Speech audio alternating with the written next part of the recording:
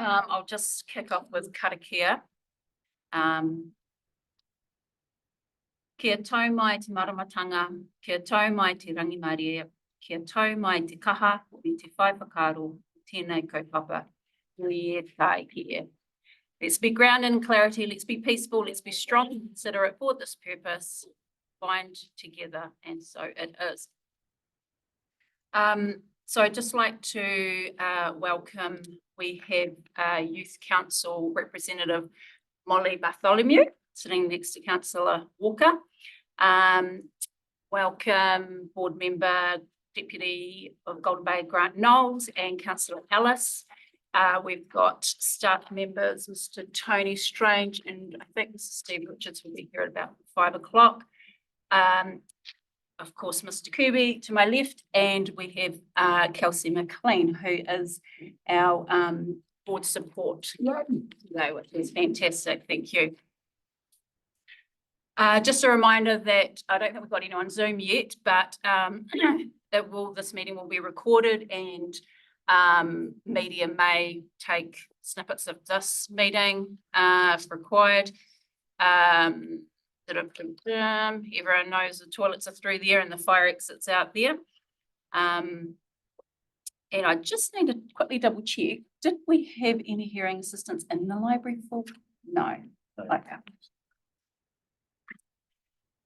So I'll just move an apology from Deputy Hutt, who cannot make today's meeting. Can I have a seconder, please?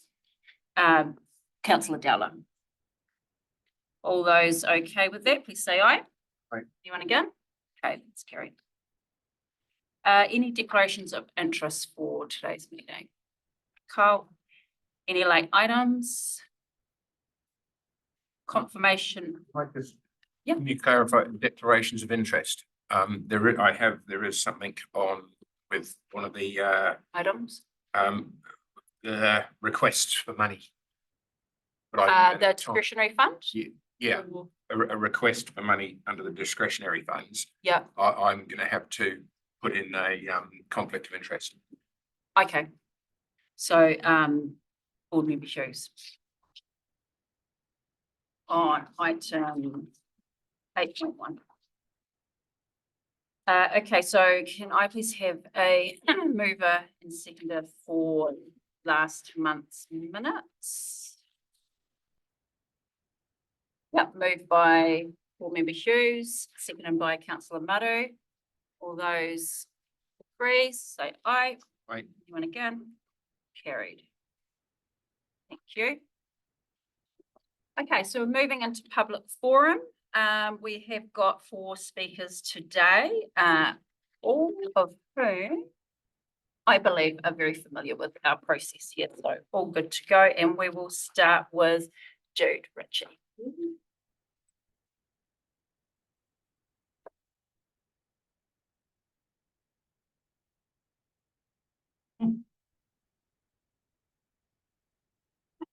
Five minutes when you're ready. All right, I'm ready. Kia ora koutou, council and board members. Now today I bring you a gift, a box of figs from my tree. They are lovely. In some bags. Please help yourself. And I'm sure audience as well, if you want some figs, I'm sure will help. I mean, we'll share. So, oh, not quite. So maybe bind him, put cheer on him. Anyway, thank you. Greetings. Yes. I bring to this meeting today the topic of council transparency, and I pose 4 questions. I have had a good chat with the frontline staff of council regarding transparency and the remission of penalty fees imposed on rate payments. In the broad scheme of things, there are a few avenues to remedy depending on circumstance. There is an option given once every 2 years to cancel this fee, and this option has been calculated so as to be transparent. That it cannot be seen as unfair to any ratepayer and that it is not done through any other avenue except through the rules.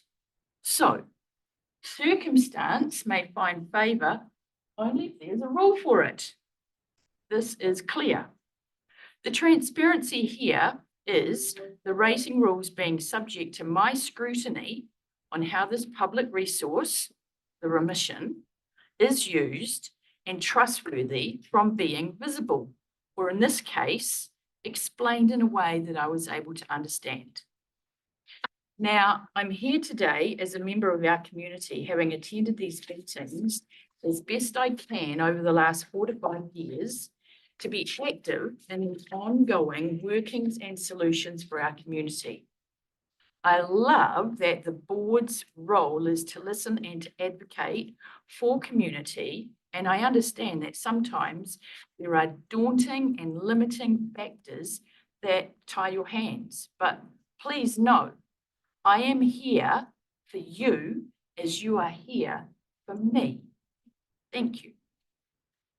Now, in this time, homelessness has remained an issue. Affordability in accommodation, an issue.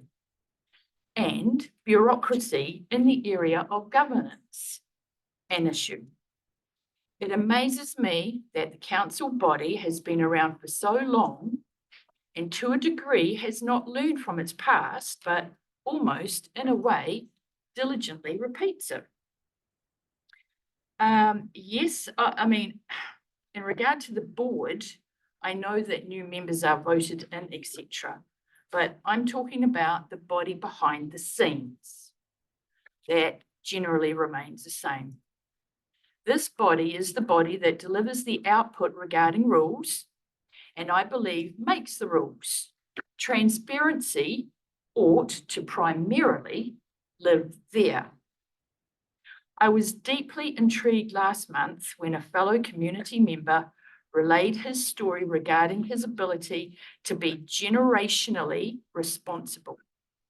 There appeared to be much oversight and neglect to the actual phenomena that was occurring for this 4-generation family from the council, which resulted in what I call tragedy from the overzealous, opaque conditions imposed that had no accountability on the council's part, providing little or no openness or accessibility of how these decisions were made. And of course, taking no responsibility of the fallout, which then resulted for this whānau. This family has paid so much money to the council, it would have made a bite into our debt, which I bet it never even came close to. And I do wonder where all these thousands upon thousands of dollars go. And my thinking at this stage is that they probably go into exorbitant consultancy salaries, technology updates, and transport updates. But I could be wrong. However, it did not seem to help this family in any way, shape, or form. The man did have very good points regarding what to do. One of his two solutions was a rate strike. What would council do then? I am curious to think. Question 1. Where was council transparency for this man and his family when he got to this stage of having little or no trust in the council body, because he wouldn't have said what he had said if there was? My inquiry was peanuts.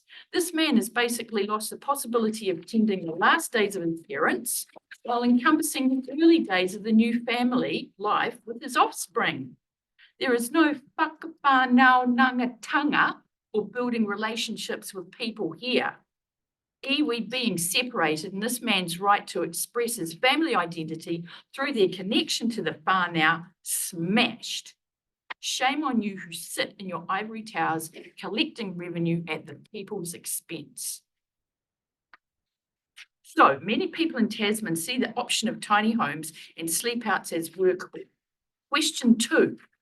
When will council work with the community in this region and change the rules? The insurance industry defines tiny homes as caravans. Question 3. What is the problem of adopting insurance meticulousness and comprehensiveness and apply as such to the problematic 8-week rule by scrapping it, deregulating this encumbrance for one of this province's biggest issues? This region has been a caravan region for how many umpteen decades? Don't answer that, just ponder it. My finishing point and question is, I was present when John Ridd stated he would inquire and have an answer to questions that Board Member Hughes asked on behalf of the community pertaining to the question of complaints, and I'm still awaiting the response for this. Question 4, what is the response? So I thank you for this opportunity to raise matters and ask questions. These are for the council body, and I'm putting them through the board that the marvellous Tasman District Council can be seen as the transparent, workable body it claims to be. I do hope you hear these in the way I am issuing them. That is, in a sincere and friendly manner with the interests of all, including those that cannot speak. Ngā mihi nui, thank you very much. And whaere rā. Thanks, Jude. Any questions? No? Okay. Mr. Williamson. Thanks for the koha. Chair, members of the committee board.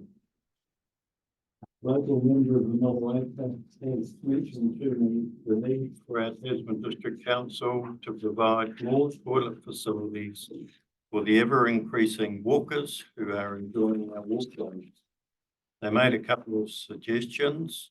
A, somewhere near the Jamie Seton wreck and somewhere near the Rest a While parking area near the first roundabout entering Motueka at High Street.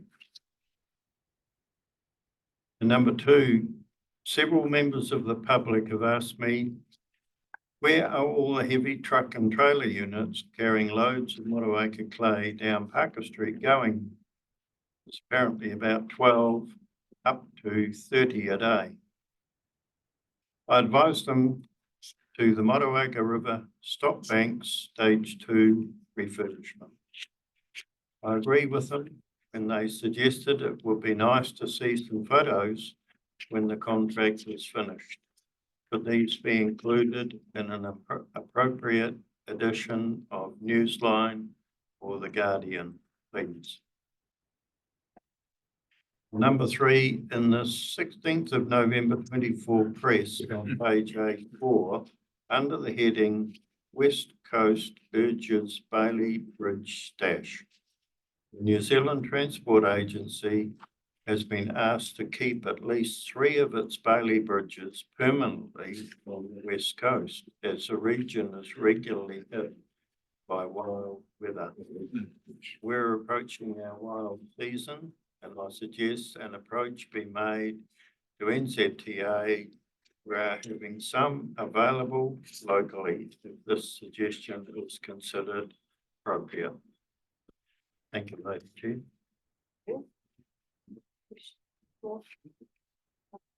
Thank you. Yeah.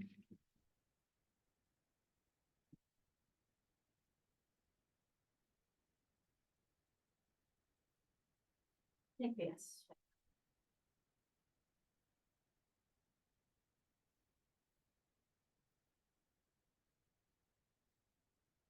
Good afternoon.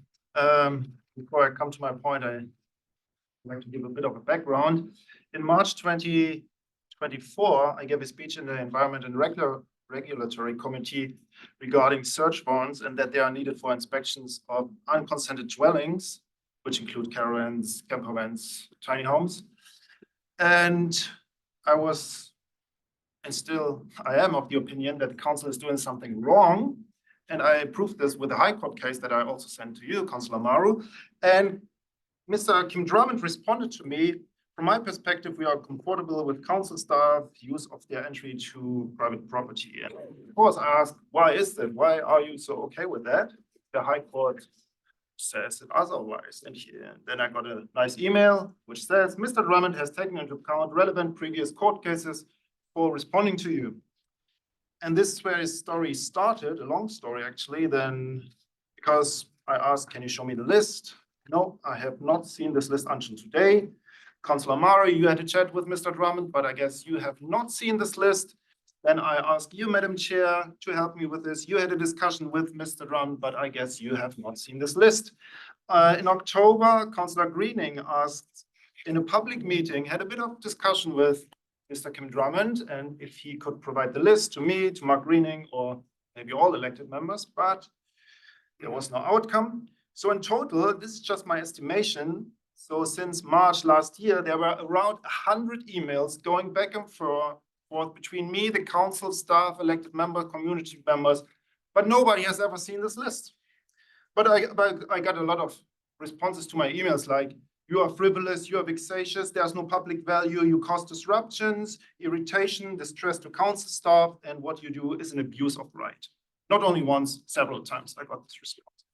But over the time, more and more people in our community were interested in this topic because it affects private property rights. And another member of our lovely community got a response. I have this email here, and it says, the following cases were the court cases that Mr. Drummond considered. And then there's a long list. Unfortunately, this is a false statement because this is not the list from March 2024 from Mr. Drummond, but that's the list from Mr. Quinn from June 2024. So, and this member of the community pointed this out to the council. This is the wrong list, has nothing to do with Mr. Drummond in March 2024, and the council responded. The information provided was the court cases that Mr. Drummond considered. We are satisfied that with our response and will not commenting further. And then the pressure got a bit more and more and more over the time. And then finally, 2 weeks ago, we have a lovely email from the LGOIMA team in regards to Mr. Drummond's famous list of court cases saying there is no list. And at the bottom here, you can read, however, to be clear, and then they provided the same list again that has nothing to do. I don't know why they copied it in, you know, they say there's no list, but just random information to distract the people. And at the bottom, they say, however, to be clear, this is not a list of cases that Mr. Drummond has referred to. So where are we at now? I don't know. How do you describe this? Over 1 year, 100 emails. If I would summarize it in one word, I would call it fraud. And I don't use this word lightly. I went to the website of the Auditor General, and he said, fraud is an intentional act by one or more individuals involving the use of deception to obtain an unjust or illegal advantage. Deception was really clear here. There's no argument if there was deception or not.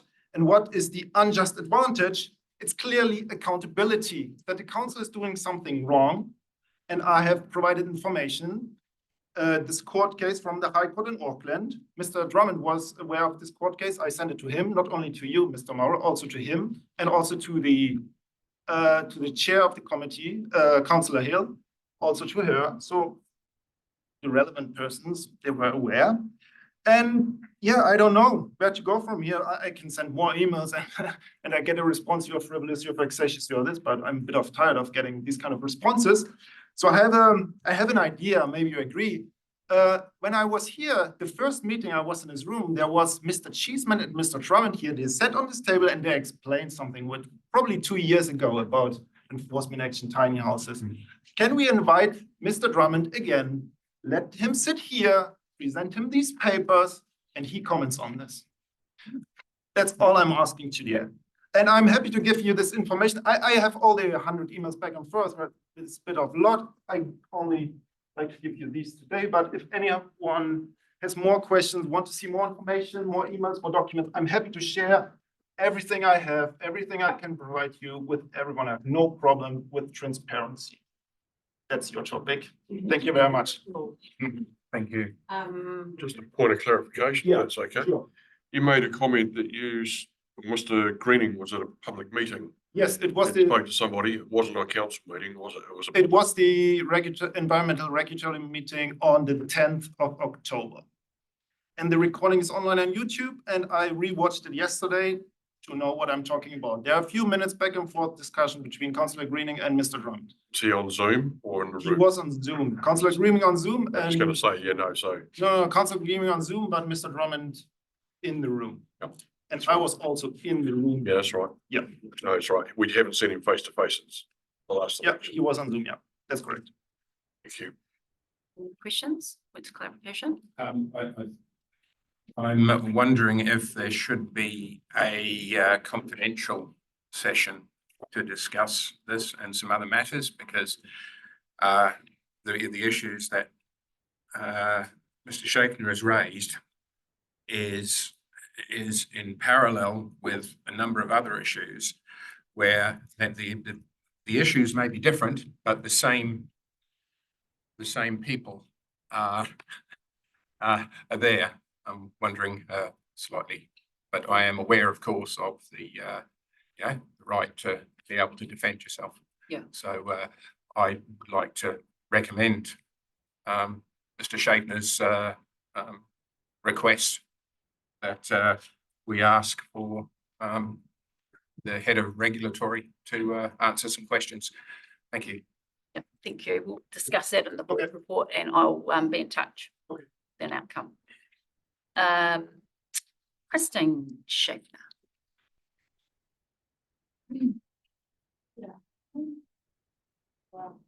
Having the opportunity to speak to you today. First of all, I wanted to thank you for your express commitment on the agenda for today's meeting to listen to concerns that may originate from outside your board but may still be relevant to your board. This is appreciated. Secondly, I wanted to acknowledge Board Member Hart's work on compiling this very informative list we find on your agenda today, where she went out and spoke to other councils in New Zealand to gain an understanding of how they are dealing with mobile homes. This is greatly appreciated too, and I don't think Councillor Board Member Hart will have received extra allowances for that. This work is greatly appreciated, and it is of significant public value and provides education where it is needed. What becomes clear to me is the connection to services that she pointed out in her compilation. One of the councils she had spoken to mentioned connection to services requires a resource consent, and another council responded a building consent is required. Currently, we are waiting to see what clarity the High Court findings will bring to this matter. And also the Western Bay of Plenty has issued an informative and detailed guide which identifies similar uncertainties in respect of services. I have also just recently written a further article on tinymatters.org, which is a private page from my husband and myself around the issues we were facing here in Tasman in respect of a mobile home located on our property, but also about general issues around these. Further articles can be found on the Tasman Democracy webpage, which belongs to the Incorporated Society that we run, which is a non-profit member-based organization, if that's of assistance to the board or of interest. I wanted to thank the board for its continued efforts on the front of small-scale lifestyles here in Tasman District to effect some change and to keep the public in the loop of what happens on this front between the meetings. This is highly appreciated. It does highlight the obvious concern that continuous voices of the community and their representatives since 2019 have not made it to full council, which clearly shows that someone who is neither has got weight and remains unseen. In comparison, only recently, the whole introductory chapter of the consolidated bylaw was revoked with one resolution and one staff report. Just like that. With it came some minor changes to the existing bylaws. On next full council agenda, we find that the development contribution policy that was recently reviewed is up on the council table again due to some submitters' voices. You wonder how that is possible to spend more and more public money on topics that are not a statutory requirement, especially when the council's financial risk rating just went up to very high.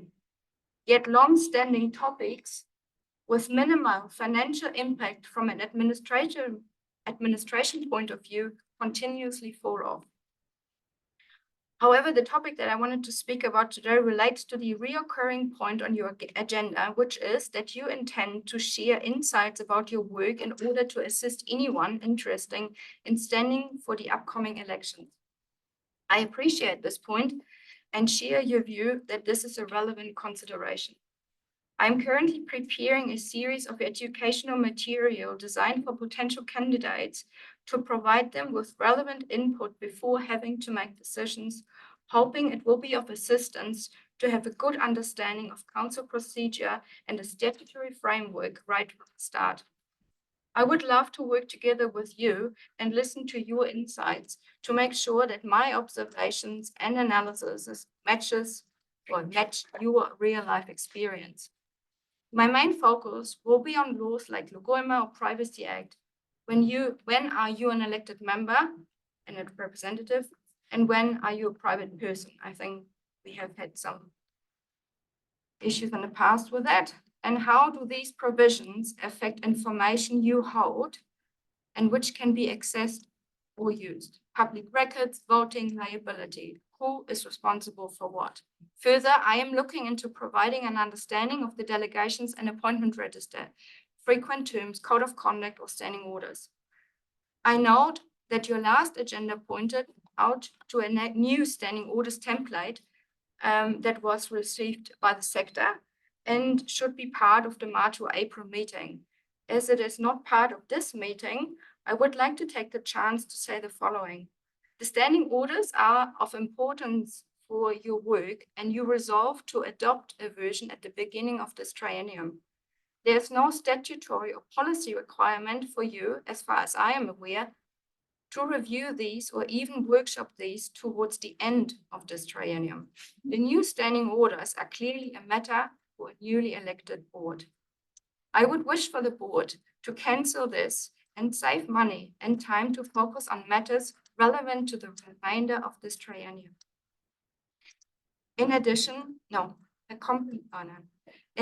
I wanted to highlight that the LGNZ, who usually provides councils with templates like the standing orders, is also advised by Simpson Grierson, who advise across local government sector and offer services at a competitive price, as you may be aware. As New Zealand recognizes its diversity, especially around local politics, I wanted to suggest that this board may take the opportunity to trial out other providers and compare their content with your experience, and then provide feedback on that, as this would be of immense benefit for newly elected people who do not have the benefit of previous experience when sitting in workshops.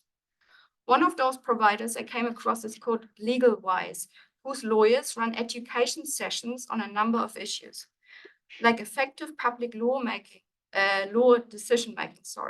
Just to avoid any misunderstanding, I have got no affiliation with this organization, have never used or contacted them, and have no financial interest in their work at all. All I am interested in is hearing what there is and whether it could be of assistance for the board to fulfill this point on your agenda. In closing, I would love to hear from the board whether or not the board has an appetite in collaborating on this, sharing your insights and providing feedback on my proposal to interested members of the public to make themselves available for this upcoming election. Thank you.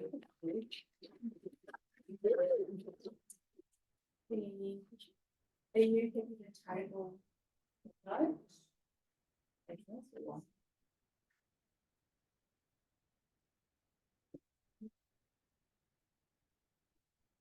That's all right. Thank you.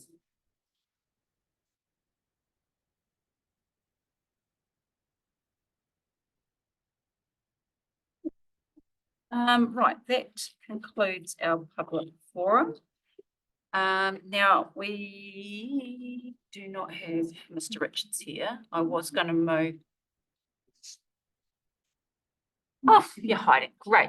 I've moved your report up. So if you guys want to speak, so we're looking at 8.1. Sorry. I'll just do discretionary fund application first. Have we got Casey or Chloe here? Do they know to come? Okay. Okay, well, maybe we'll do yours, and then if Casey and Chloe turn up, we will go to. So 8.5 on the agenda, the Heritage Wharf Restoration Project, which is on page 26.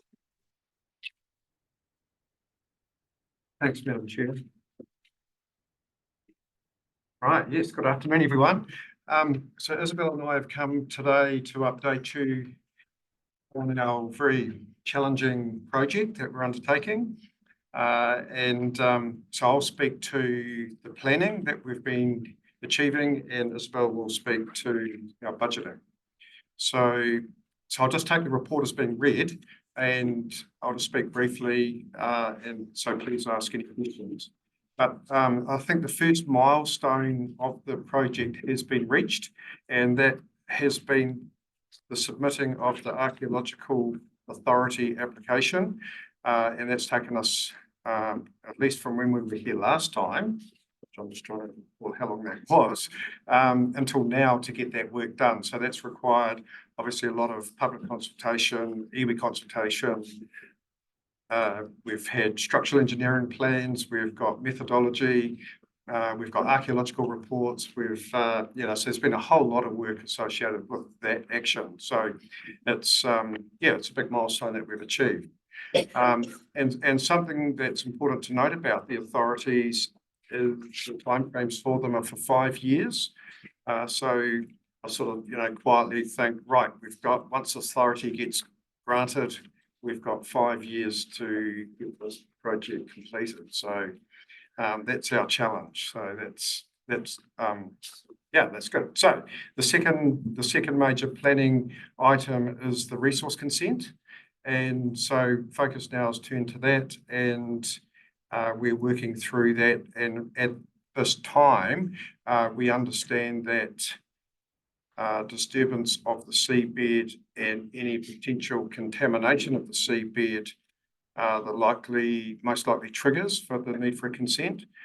So that's our next step, is to working through that. And so I've been having meetings with our consent team and consultants, and we're poring over the plans and the TRMP and things at the moment. So that's our next milestone. There is a rusting old hulk right next to you that's falling apart. No one's worried about that, but you want to fix a wall and they want a resource consent. I don't know. If whoever it is in charge of resource consents is if they're all generally worried about the seabed, do something about that. That's actually dangerous. It's going to stop becoming a beautiful old wreck, and it's going to become a load of mangled metal very, very soon. I think we need to question the need for resource consent. Oh, Well, Stephen Very- has advice too. okay, Which you got is a not question? My question is, are you sure you need a resource consent? Well, that's what we're working through at the moment. We're hopeful not to, because it'll be another cost to the project. Exactly. Colour. And just a question for me, like, this has been going on for years. And years and years and years. And one of the scenarios that was put forward through at one stage was, because it's so hard to get the material that used to be there, which I understand is all falling out the front, it's all buried under the mud anyway.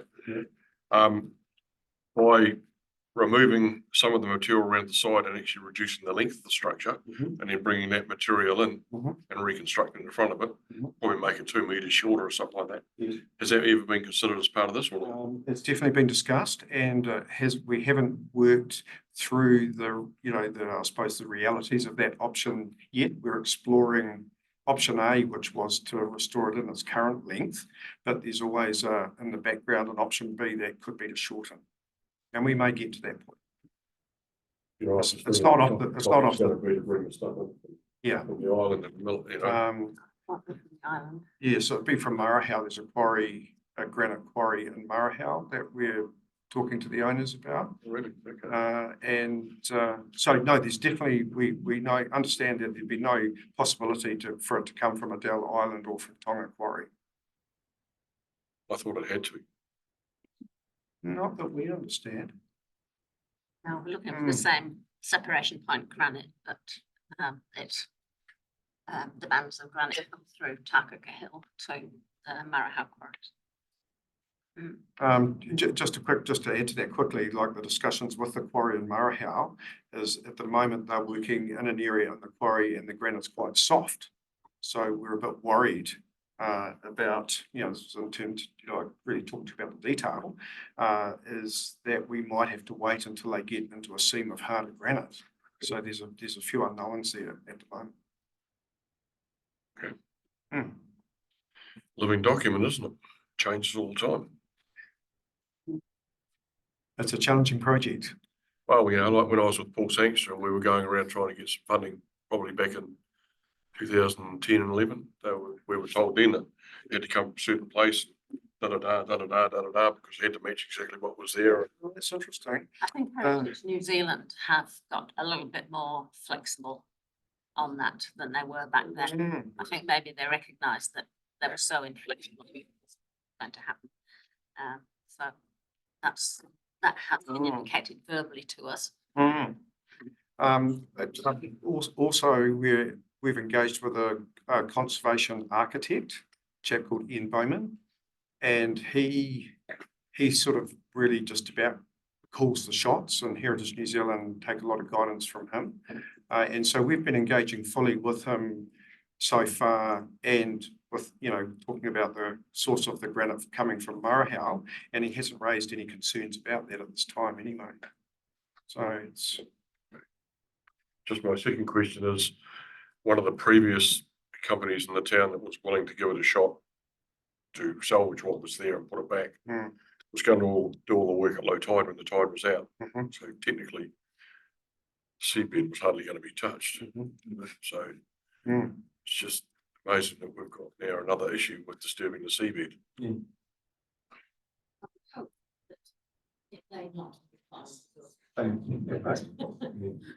It's therefore that needs to go up, and that's been, we're talking about that as being it could be permitted as a marginal temporary effect, so that it doesn't trigger the need for a resource consent. But there's strict conditions that are giving permission that is, because it's only a minor effect, doesn't trigger a full consent.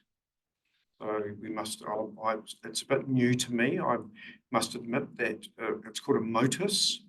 I'm sure there must be people in the room who have dealt with those before. It's marginal, temporary, I'm not quite sure of the full acronym, but I can come back to you and give you that detail. The scaffolding, so it's going to be placed in the seabed, is it? Well, to go around the outside, yes.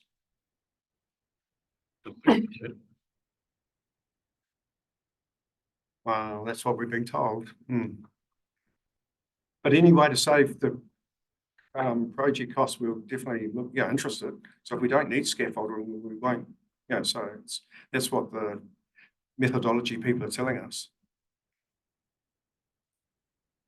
Anyway, it's all work in progress here. Thank you. Two questions, Steve, is when's your lottery date decision? Yes. And for either you or Mr. Kirby, is the $25,000 to $50,000 already currently sitting in the AP budgets, or is this to add into a request to the AP budgets? August is the next deadline for lotteries. You do have to have all your ducks in line before you apply. So you have to have a resource consent needed. You have to have it. So if we don't make the August date, then there's another one 3 months later in December. And $25,000 to $50,000, council, is that currently at an annual plan budget line, or it'll be new? No.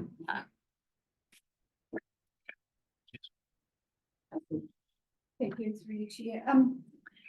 So you talk about this joint council community team, can you give me a steer as to who that team is made up from or with? That's my first question. I may have three. Well, so I'm the council representative, and that's came about because I've been working on the reserve area adjoining the Heritage Wharf, and there's still landscape work there to do. So I've got involved because we've got our Heritage New Zealand application is a joint application which covers authority to work to finish the reserve landscaping as well as the Heritage Wharf restoration. So that's my input. Then we've got Isabel can talk with members for Keep Motueka Beautiful. Yeah, do you want to also mention that Graham Rimmer, who's project manager at TDC, he has been assigned to the project as well. And David Arsenault, Who's the asset manager? regards himself as the project sponsor. He's only been to one meeting. So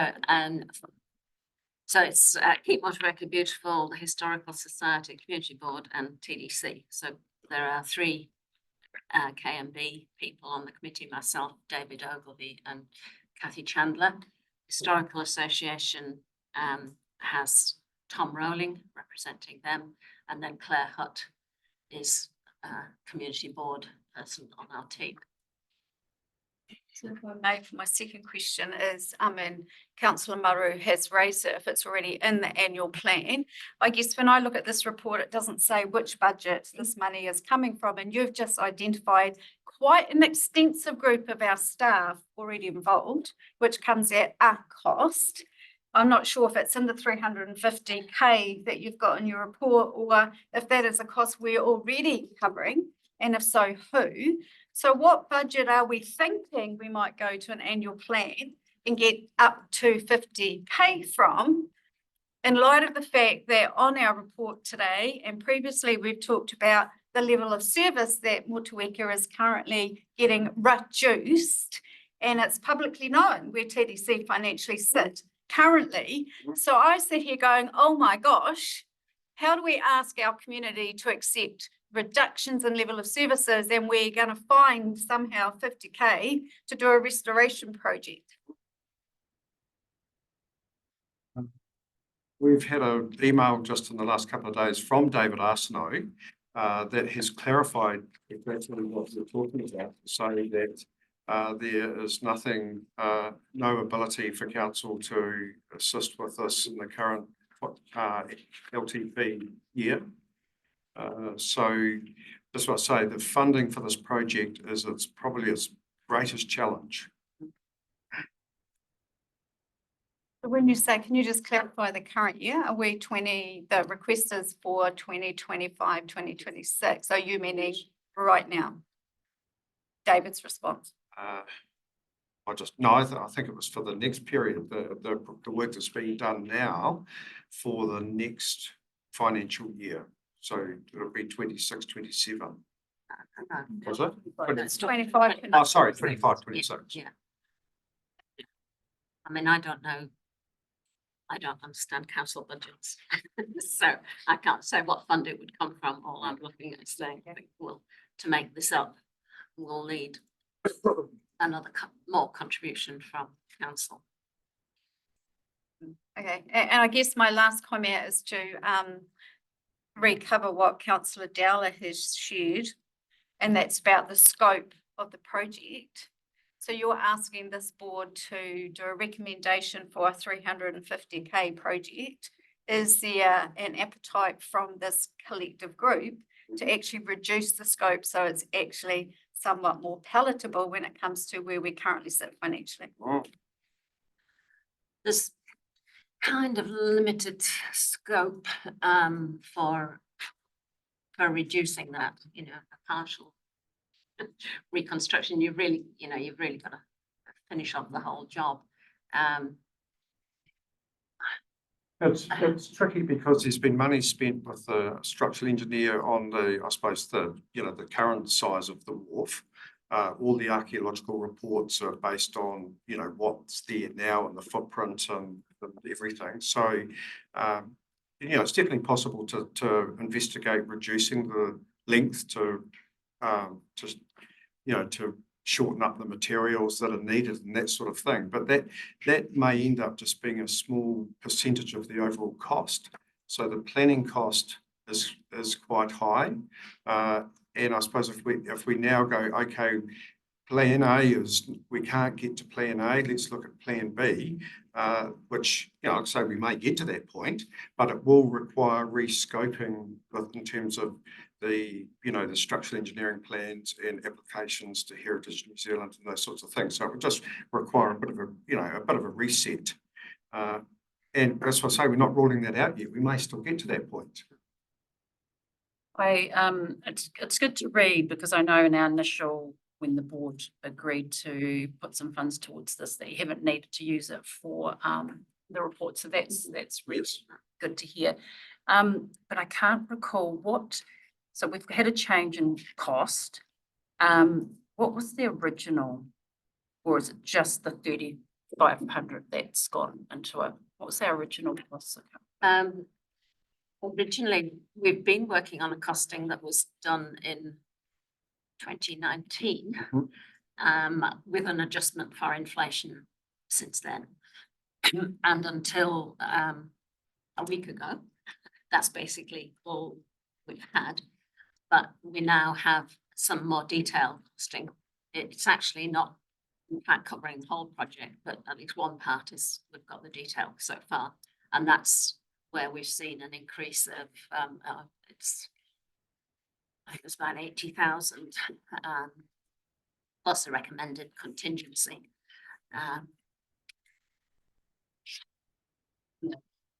We're concerned that that is going to jump if you don't get this 50K from council, collaborative part. What's the contingency for the project? It very much depends on whether or not we get a lotteries grant. If we don't, well, might be another, like this up for another few years. If we do get, what size grant they will give us, and whether they will give us as much as we ask for, and then what the balance is. Yeah. I might just say, just a reminder of something we've covered in the earlier report. This project actually came initiated out of a concern over health and safety, of the end of the Wharf disintegrating and the danger of people going over it and collapsing. And secondly, of the survey that we did, that the public survey that had around about 420 responses, of which 97% were either agreed or strongly agreed that the Wharf should be repaired. So, you know, I think that's pretty good public support for the project. So in answer to Trindy's question, why should we do this? That's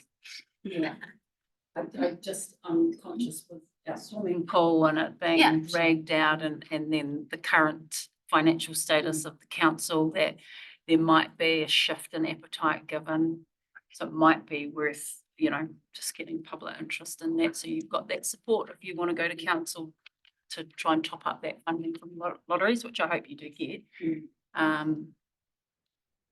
Your hand up. For clarification, please, from our executive officer sitting at the table. Should the three councillors in the room be casting a decision on this, or should we sit back and, because we have to then review it again on the annual plan decision? You're asking me about whether it should be a board member or a council. That is the thing for this report. Oh, there's a recommendation. It's a recommendation, but no. Was that your same question? No. Comfortable with the recommendation to council, because it'll just get considered in the chain of all the others. And I'm probably more concerned that staff might have already discounted it before it got to the table for discussion. But in terms of what Steve did, but my question was related to if this wasn't a council partnered project and you just needed material and volunteers, would it still be the same cost? Because I think that was the original stance and we got nowhere, but are there other costs involved just because it is in the system? Or it'll be a whole lot of costs for the right reasons? But You could project volunteers, you know, cranes and diggers and I think a council. stonemasons who know what. Just dropping, and a council from Motueka that was passed, I think offered to dump some rock as well. But so I guess it's just the breakdown of what is the cost of material and labour to managing the project? And is that included or is that like Council Booker asked absorbed in other budgets? The time is just part of the normal time. So have we got overheads charged out to the project? Do you know, Mr. Kirby? But I don't think there's a harm in putting a recommendation through the council. I suspect it's probably a hard push to get it through once it gets there when the environment we're going to. That will be for the councillors to make that. Call. I think the can is here.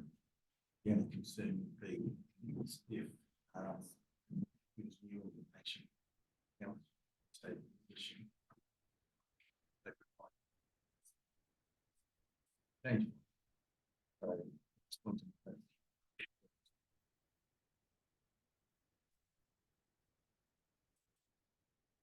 So just the role predetermination scenario that I've seen happen in the council chambers before. But you voted a couple of weeks ago for it. What are you voting for against it now?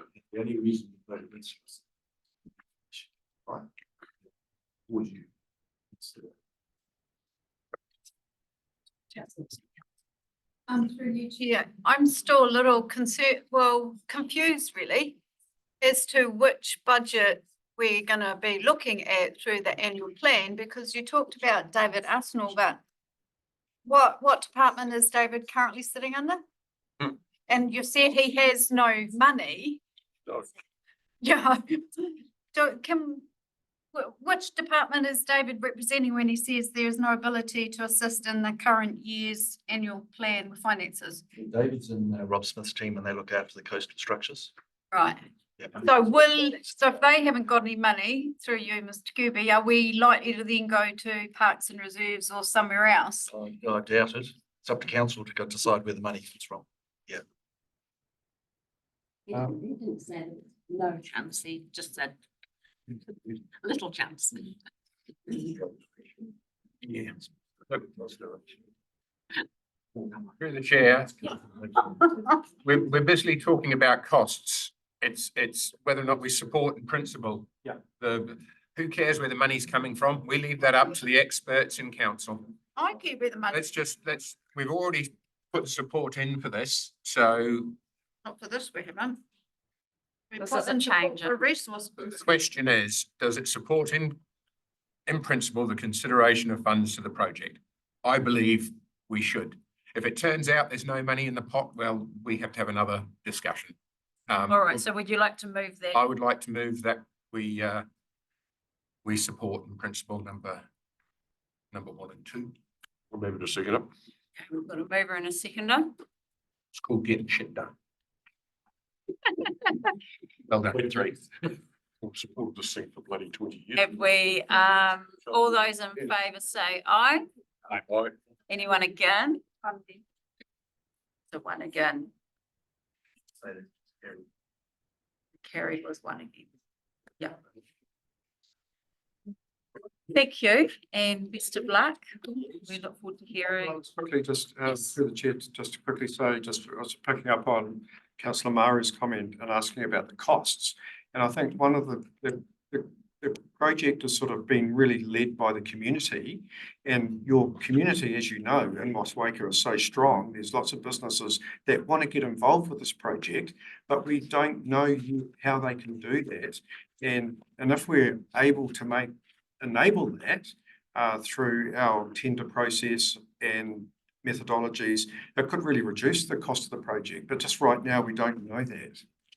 I think we've all got our fingers crossed on our committee that we can say yes to all these offers of help and, you know, stitch it together. Yeah. Okay, thank you. Yeah. Okay, from.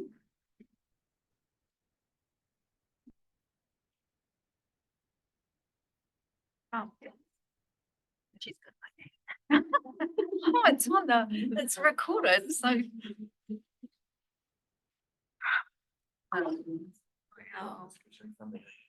No, I won't wait, because they're not here. They're coming. Well, I'm wondering if doing one of the accounts. So I've got it highlighted if you can remind me. Do you, like, do you wanna try and shuffle you in, or are you happy to wait? I'm bringing, because we've got, we can jump to special projects. And we've got a couple of actions, but it's not updated from the board reports, so we can jump to special projects. Oh, yeah, that'd be great. All right. Okay, so we're just going to shift special projects and invite Mr. Tony Strange up. So we're looking at page 19, 8.4, special projects update. I'm just conscious our staff are at work all day, they travel out here, sit in our meetings, and sometimes they don't get to speak till 7 o'clock, so. Especially, we want you home with a good meal in here. Thank you very much. Care about him. He doesn't get a choice, that's the difference. So I will just hand it over to you. So Deputy Hutt's not here to walk us through. But basically Dick's Reserve, just those final little bits. There's some still, I'm working through that. We still have to put in bike rack. Oh, yeah. And I'd like to still understand how we might get our little on the drums. And just another aside, we may have to put in some cameras. I was just going to ask you, how has it been? Sketchy.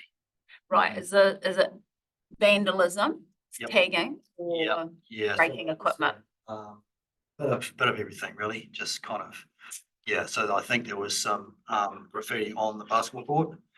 I think there was some funny behaviour, Inappropriate. inappropriate, I don't know how to say it. Negative anti-social Yeah. behaviour. Is that from the adult though? Yeah, Sorry, through the chair. I only heard this today, by the way, through the chair. I don't know a lot of the detail, but So through the chair, I think there's some things in place from police and the truancy officer in terms of, did I CC you in that email? no. I CC granted the email. Okay. There has been some, but one of them was an adult random act of freedom. That's a nice way of putting it. Sorry. Random act of freedom. Like a freedom. Is that what you call it? Yeah. Learning content. So there's been some concern raised in Community House that Councillor Walker oversees it, and I've talked to the senior sergeant, the community constables aware, truancy officers been aware, but the good news is some of the young people hang out isn't necessarily Motueka High School students. It's another school. Oh, so younger than College. high school. Across. Pastoral college. Yeah, but Oh, from here. right. So not all Motueka, but it's certainly, I only had that conversation, I sent you an email yesterday, I think. So it's just really recently we've had that conversation.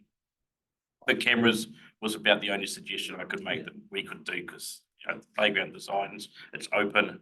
Yeah. space as well, so apart from everybody taking responsibility for the behaviour there, if in doubt, call the police. Through the chair, I think it's been really good.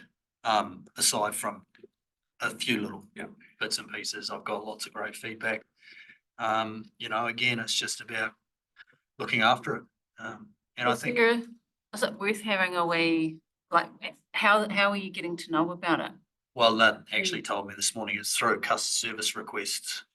Right, so people know. People are contact. noting and calling in. So that's part of a good thing. But we have to kind of consider how we might try to mitigate Yeah, that from it kind of happening. behaviour. Yeah.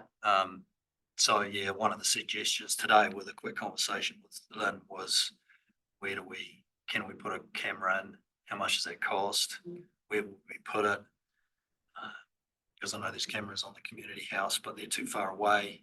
You know, there's some activity in the back over here that's probably should have some visual footage somehow maybe, but you know, they're expensive things and you gotta, you know, maintain them as well. So I prefer to kind of see how we go maybe. Yeah. Yep. I just don't know about cameras, but look, what about to try and exclude our wonderful young people from any thoughts of, hey, it's them, maybe a small thing to be presented to the school to show, to let the school know, and they can distribute it between to the pupils, is the amount of work that's gone in and the costs to put something lovely there for young people to hang out. I mean, I know it's not just for little kids. Friday night when you're out and about, you go and hang out somewhere, and you know, if it might help a bit, just have a bit of education to the young people. If nothing else, it'll exclude all the wonderful people at my high school, and then it will be guilty people. Will be just those. What did you say, Brent? Bring back to freedom. Max freedom. Councillor. Yeah. Through you, Chair, I'm mindful that we did have police presence here today working on some of our current challenges. And I guess one of the biggest concerns that I have is around the health and safety for our tamariki and rangatahi. Some of the stuff that they are being exposed to, brought upon by Freedom Campers and some regulars from our community, who, by the way, are not students. That is my concern. And yes, I do get that cameras mean that potentially we would be criticised for doing surveillance, but in actual fact, some of the behaviour that is happening is putting our whānau at risk.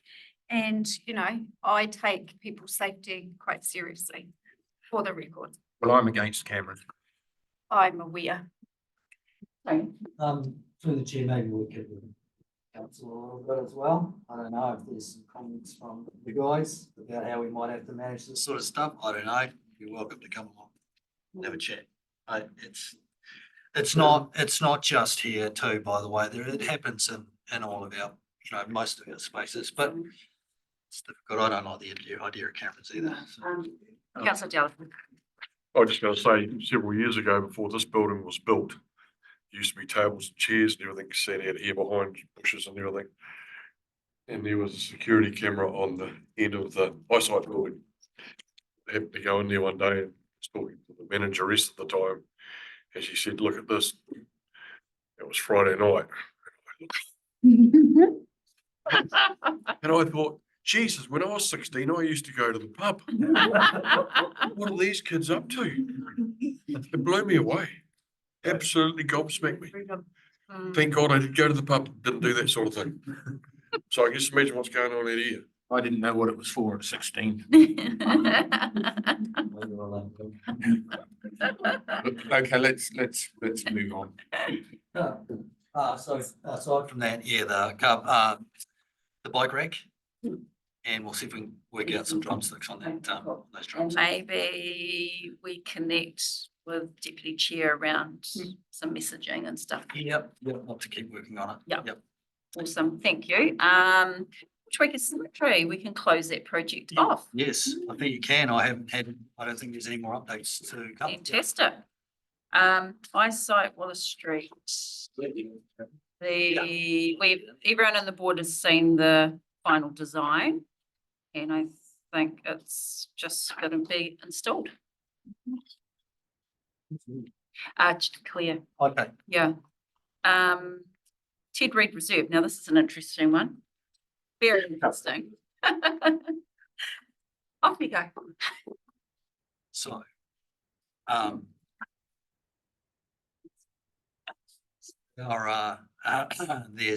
a landfill which has a very thin cap, as we found out when we started installing our new play equipment. Right there, ready to go. And yeah, unfortunately, so what it means is that we have to look at how thick the cap on top of that landfill is. Yeah.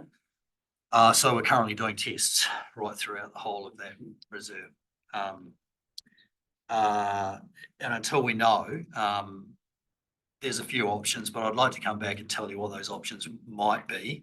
We do have our landfill specialists and infrastructure looking at it. Dave Stevens is helping us there. But it might mean we might have to move the location of playground to a different location within that reserve.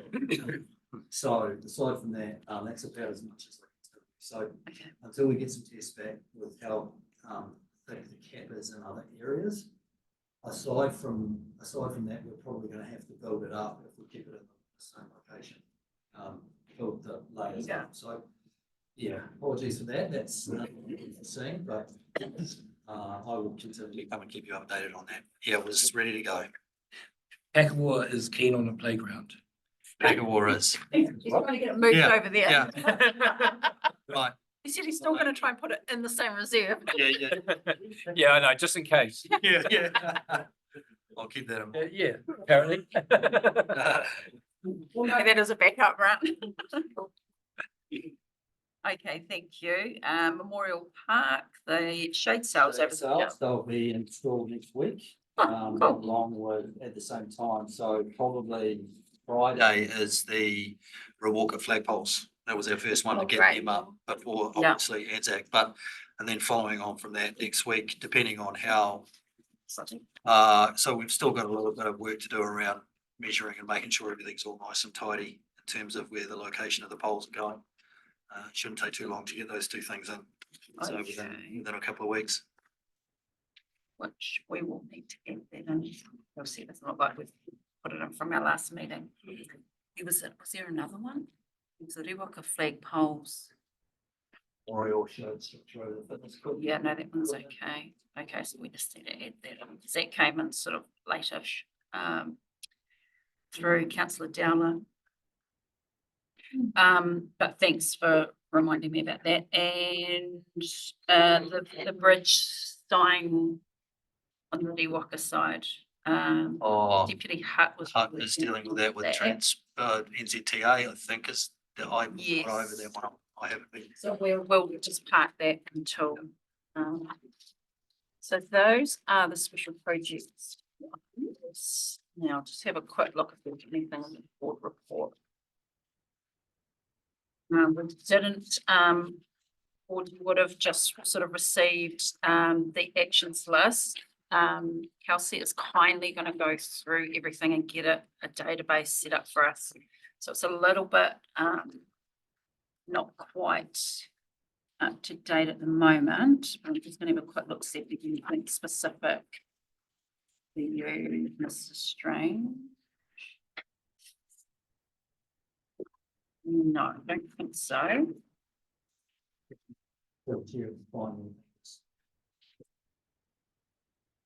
Yeah. Yes. Yep, I think that's all. If you've got anything you wanted to add. No, street oak trees. Market Street trees. Trees, Market Street oak trees. Oh, that's a work. It's a work in progress, that one. Right. There's a few layers to it. It's like That's one that you won't be able to climb, Mr. Hughes. Councillor Walker's just pointed out one you might be able to update us on. This is going inside the board report, 8.2, page 12, 3.2.4, the swimming pool. Have you got any updates around? Which we, yeah, the swimming pool. The main swimming pool. The region. So we're meeting with, well, I can give you a bit of an update. Yeah, it's, so we have a project advisory group. Councillor Dowler is our chair and we meet almost monthly. At the moment, we are looking at procurement process, which has to be supported by funding because the LTP funding isn't falling in the current financial year for us to go to any procurement process. Procurement people are telling us we have to have available funds.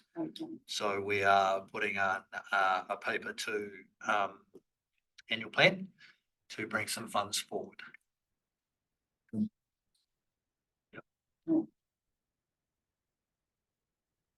Oh. Councillor Walker.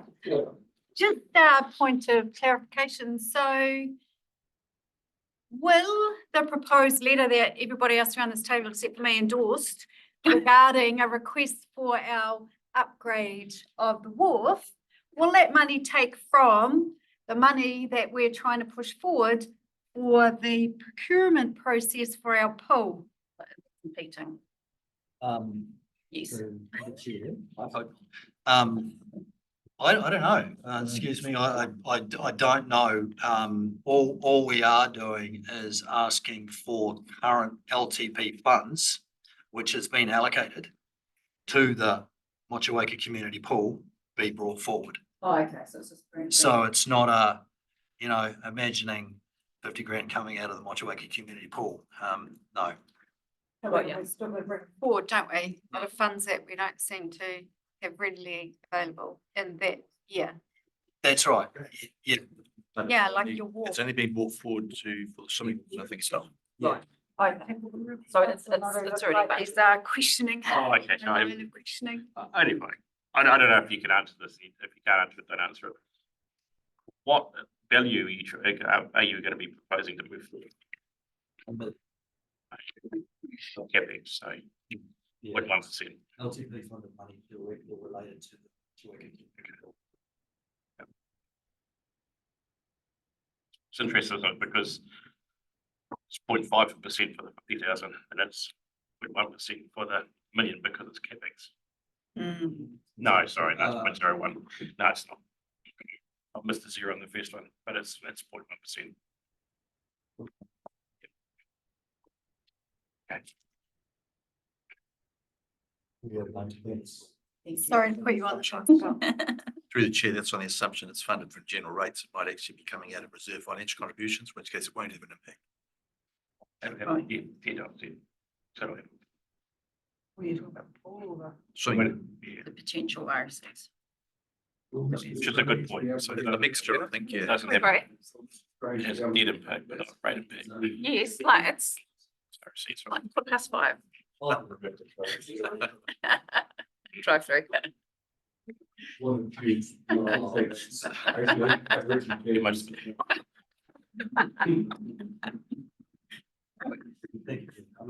They're very sticky. Yeah. You can probably go to Peak Reserve now. Oh, I feel bad. Here you go, Richard, I'll save. No, that's all right. Yeah. Just make sure it's a small one. Oh, so kind, so kind. Is that all from you? Yep. Thank you. Questions, happy to answer them. Yep, Cover it off. I think we're good. All right, enjoy the rest of your evening. Will do, thanks for that. Okay, so we will. Oh, actually, no, sorry, I just need to, I'll move the special projects report. Can I have a seconder, please? Board member Hughes, all agree, say aye. Anyone again? Carried. So that was moved by me and seconded by Hughes. So we're into the board report.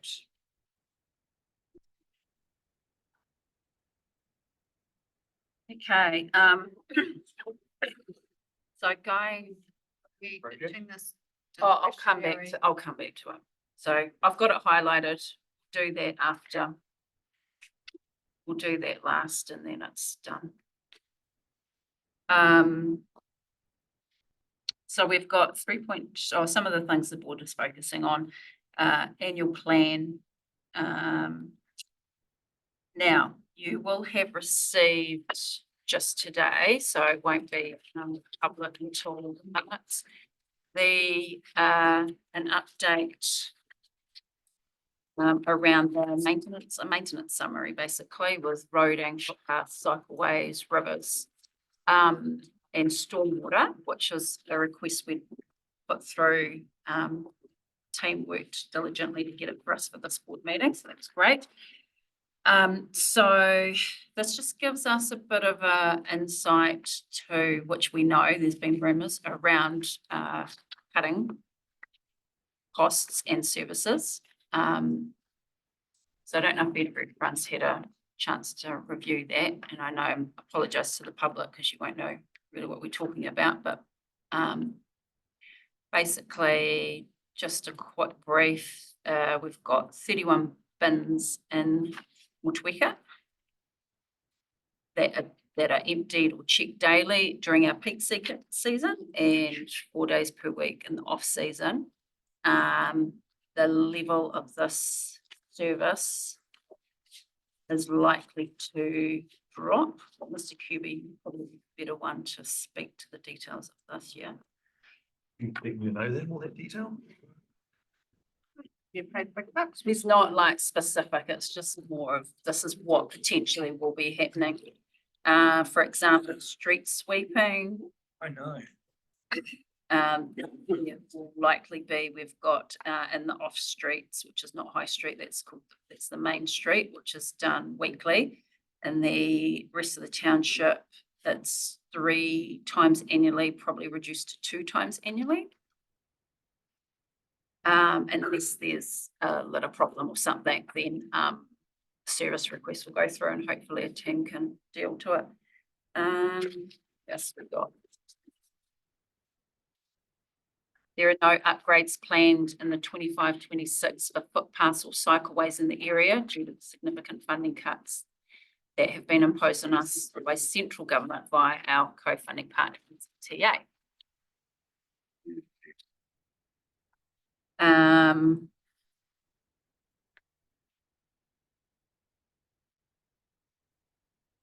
What else have we got?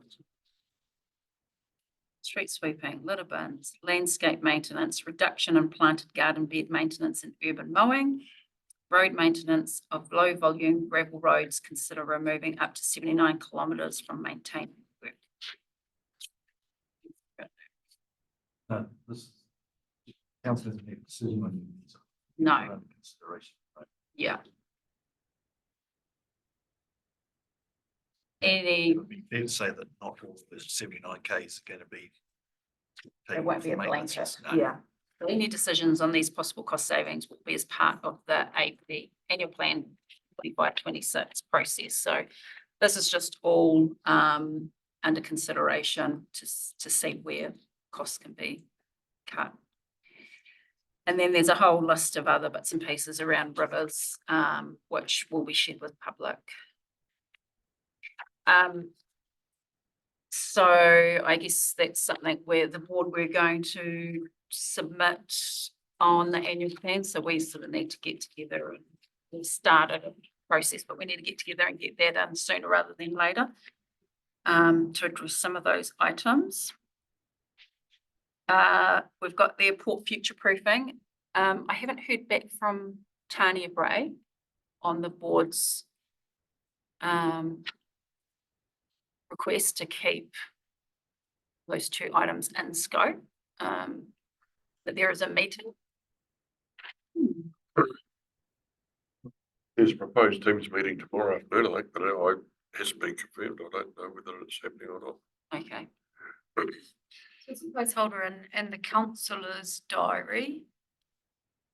But that's all I'm aware of at this point. Councillor Matu? Yes, an apology. Oh, you're not, yeah. Oh, no. So tomorrow's the early consultation back on the draft thing. But from reading the emails, I believe most of the port users have said they're not attending. I'm more interested in the next step because there was meant to be. So the gap for me is the board was. So at the last user group meeting, the board, it was said that the draft would come back to the board for approval of scope. So I haven't seen that in your calendar. I haven't seen it there. Don't think I've seen it in ours either in terms of coming back to council. But so there has been some discussions about what is that plan trying to achieve if it's not going to protect access to the port. So I'm just interested when the board and council get to discuss that. Yeah. Okay, so If it's not, it's not in yours, then I don't think it's in ours. Because we were told it was coming here first, right before council. before council. Okay. All right, so yes, board member Hughes. Okay, I have been asking questions in regards to this, especially when the draft plan came through to us, and it makes no mention at all of the issues which everyone is discussing, unhappy about, blah, blah, blah, basically the training wall, channel, etc. So this is the response. Hi, Nick. I note your request to include the Port Users Group feelings and opinions in the draft issues an options paper. I think it's very important because otherwise, if this paper gets presented to council, they won't know there's any problem. They'll just take it as read, and it's very misleading in my opinion. But anyway, with regard to the discussion, etc., around the exclusion of the training wall, etc., there won't be any. The training wall has never been part of this project because this project is primarily an environmental policy TRMP review project. So that tells us in no uncertain terms that the Tasman District Council not only are not interested in it, but they also will not put the public's opinions on paper here. That for me is very disturbing, very misleading, in my opinion. I'm allowed my opinion. But as I said, if you read this document, I mean, when you look at the document, access to the port considers about people wanting cycle trails and car parks and that sort of thing. Don't bother. There ain't going to be a port there. The idea that they need to look at the dictionary meaning for what is a port, right? Not a tidal estuary. Okay? We're getting nowhere. This came out in November. We are getting nowhere with these people. We need to do something else. And the letter from the Powerboat Club makes their feelings very clear. This is just an absolute waste of everyone's time. We need to rethink this, come back and start thinking logically.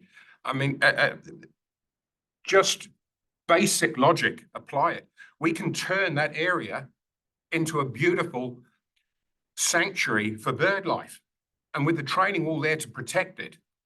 I mean, and as for the protection of this sandbank, have you seen, it didn't even exist 35 years ago. Yeah, you were able to go straight out. And it's been moving constantly. As I said, I think I've sent my GPS, a picture of my GPS, show how much it's moved. And you can't quite see because it was light when I took the photograph. It's carrying on moving. I mean, you only need to look at sand moves. If you look up at, is it Sandfly Bay or Mosquito Bay?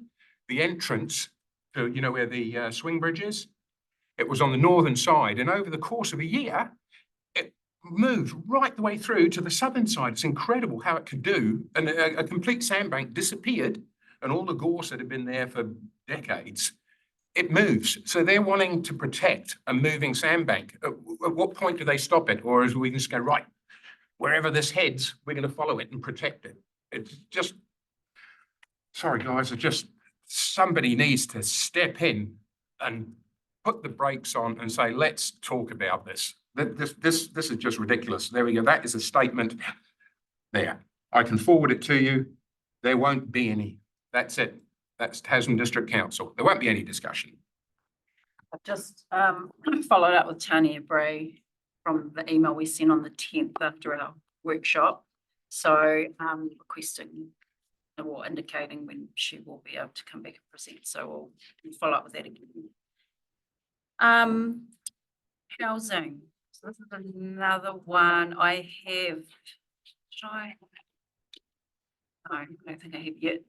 But we do need to follow up with staff on what's happening in that space, given it's over a year now from our first proposal through to get a review on the 8-week rule. And as spoken in public forum, there's still a desire in our community for us to follow through on that.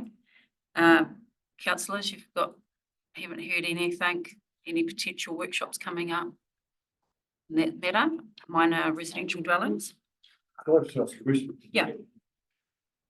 With the list of councils that have been put there with all the no Yes. rules and all that sort of stuff, who picked those to look at? Was that just randomly done or was it? Yeah, I think Deputy Chair just went out to a whole heap and those were the responses. Some of those councils that are listed, they actually have a regional council above them. Yeah. So they may have a rule for it. I think she looked into that. Yeah, okay, I just asked. Yeah. I recall, because we had a workshop, I can't remember what date it was, Friday, and Councillor Manu had questioned the same thing. And they had stated that there was no rule, we were not meant to carry that out, so 7th of March, thank you.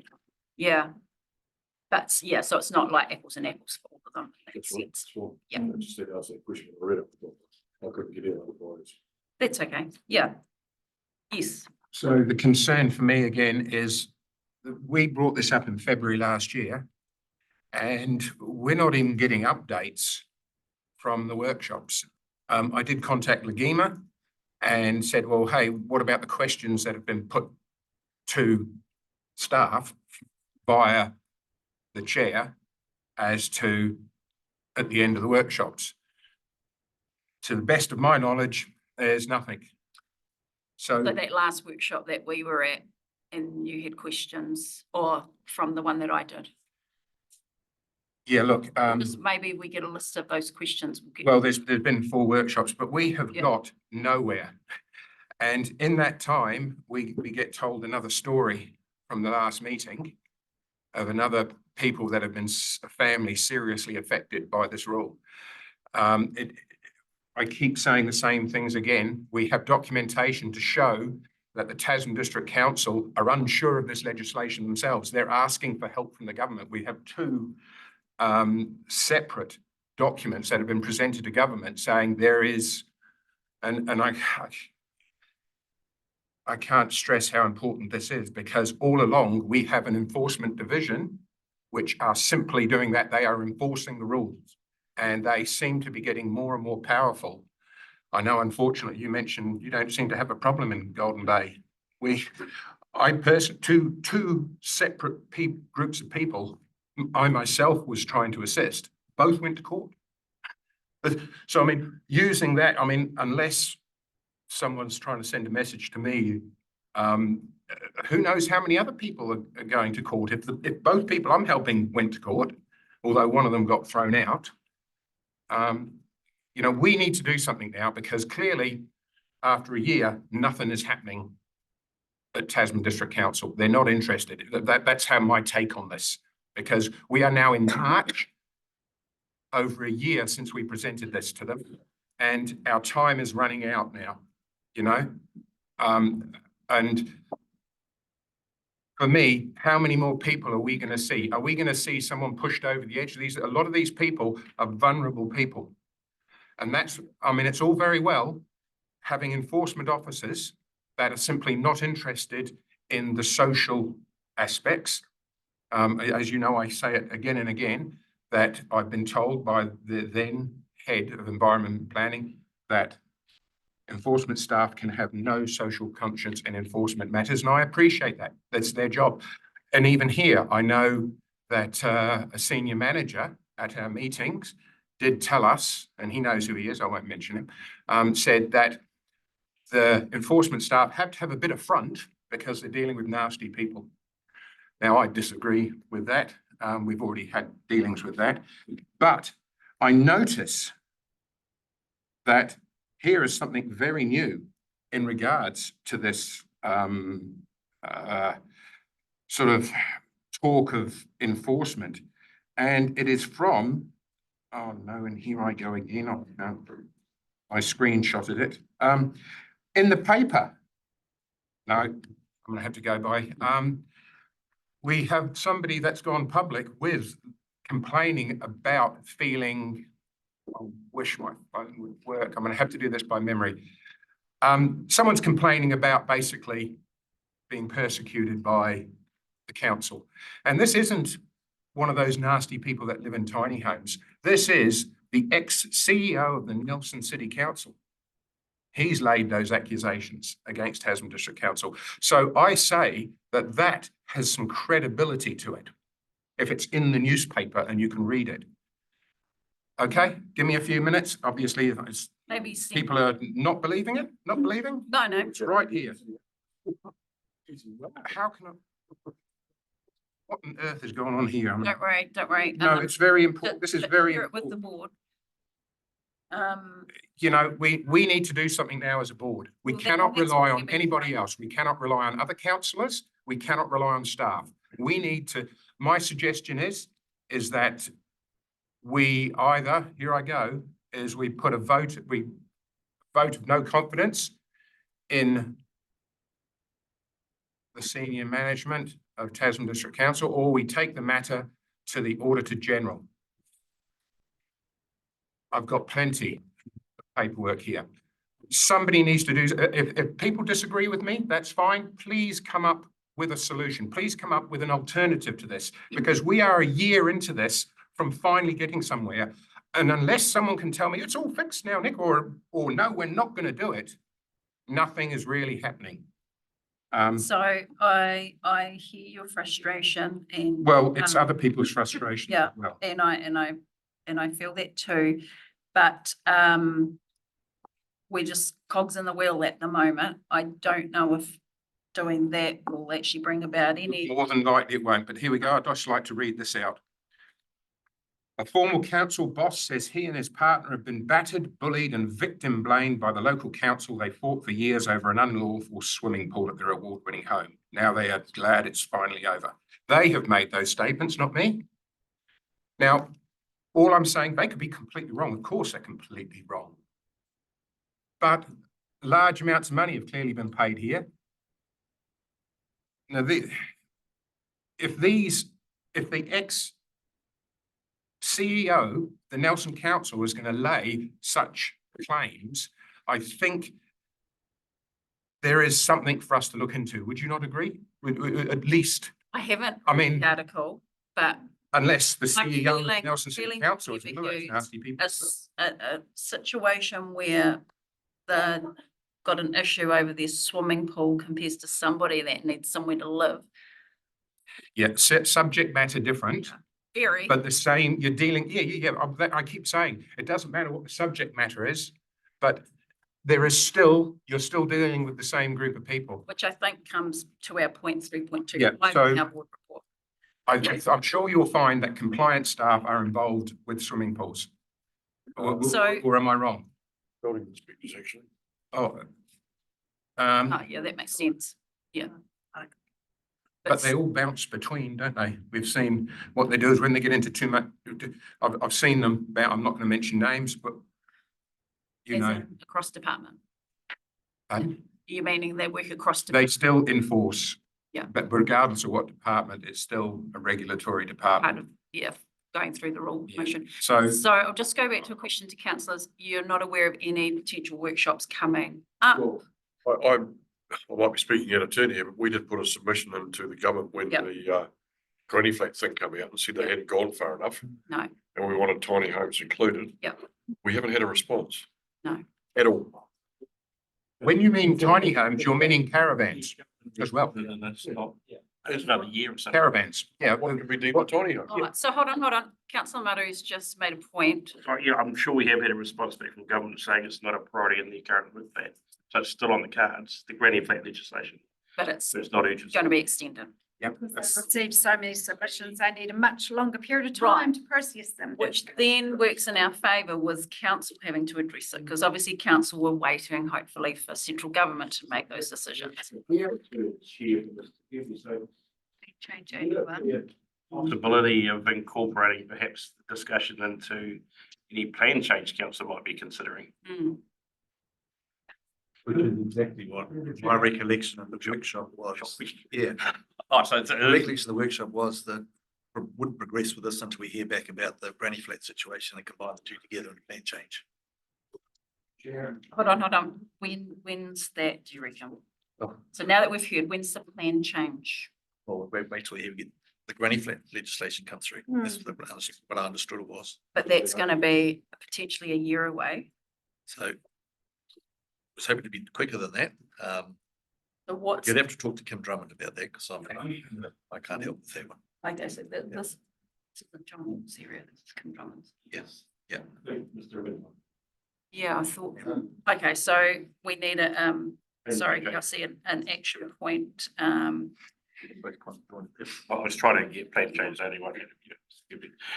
to contact, Mr. Ridd and Mr. Drummond regarding the status of the board's recommendation for review of the 8-week rule and how we can progress that given, central government,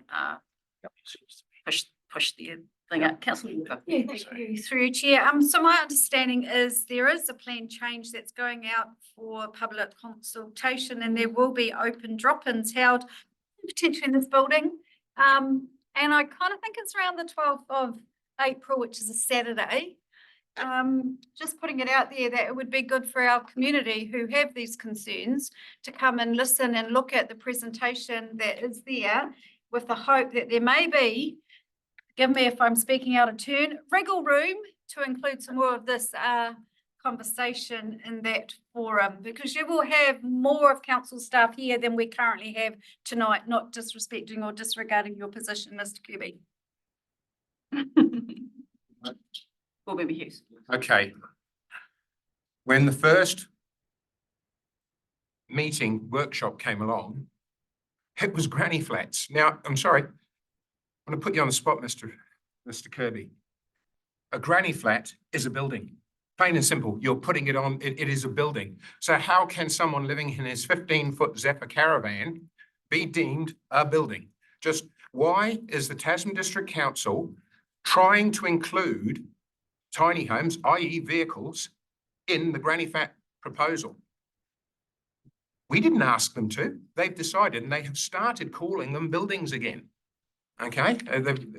It's already been the court, we bang on about court cases. The Alan Dool case was quite specific.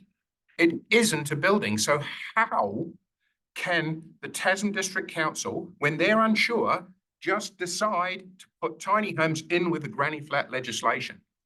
Nobody's answered that. And we keep going on about, oh, this is granny flat legislation. We're all having a discussion there. I'll just listen to it. A tiny home is not a building under the Building Act. You have a thing called the decision tree. Nobody is bringing that up anymore. I have a YouTube video here, it's very interesting, and I'll get it out tonight and I'll send it to everyone. And it wasn't used in the court case, and it wasn't used for a reason because it doesn't help them. You can see this thing can just be hooked up to your caravan and towed away. And they thought, yeah, this is not good. And it's no different than my question about the fixed to land where they've kept this decision hidden. They did get a definition, but they don't want to release it. Why don't they want to release it? Because it doesn't help their case. They are desperate, in my opinion, desperate to have tiny homes be deemed buildings. And no one's told me anything different. So I put a challenge to the Tasman District Council. Tell us how a 15-foot Zephyr caravan is a building. Tell us that. There we go. Me on the spot. Well, you're our representative, Richard, and a very liked one as So well. you're asking Mr. Kirby to. Someone's got to answer that. I got a 15-foot Zephyr caravan, and once he's finished with his bag of wine and that sort of thing, he's realised he's stayed there for 9.5 weeks. Tell me how it's a building. Come on.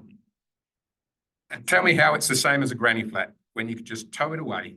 So that again. I think you've had answers on that, but No, we haven't. No, we just get rubbish. We just get, I mean, this, Mr. Williamson, thank you very much. This is a very good friend of mine, Colin Whiteman, who's unfortunately put 2 tiny homes together. He's pushing the limits a bit there, but it's interesting. It's interesting because here's the court. It's gone to court, you know, and the councils are arguing that he's made them immobile by joining them at right angles, so you can't tow them away. They're actually accepting that if they weren't, in saying so, they're actually accepting if they weren't joined, they wouldn't be buildings. So as I said, it's interesting, the argument, but I feel personally it's a bit much to ask a judge to say that this is movable, because and it's not really. But it's interesting to note the logic that's going in there. There's no logic, in my opinion, here. It just, as I said, 15-foot Zephyr caravan. He's there for 9.5 weeks. Come on, how is it a building?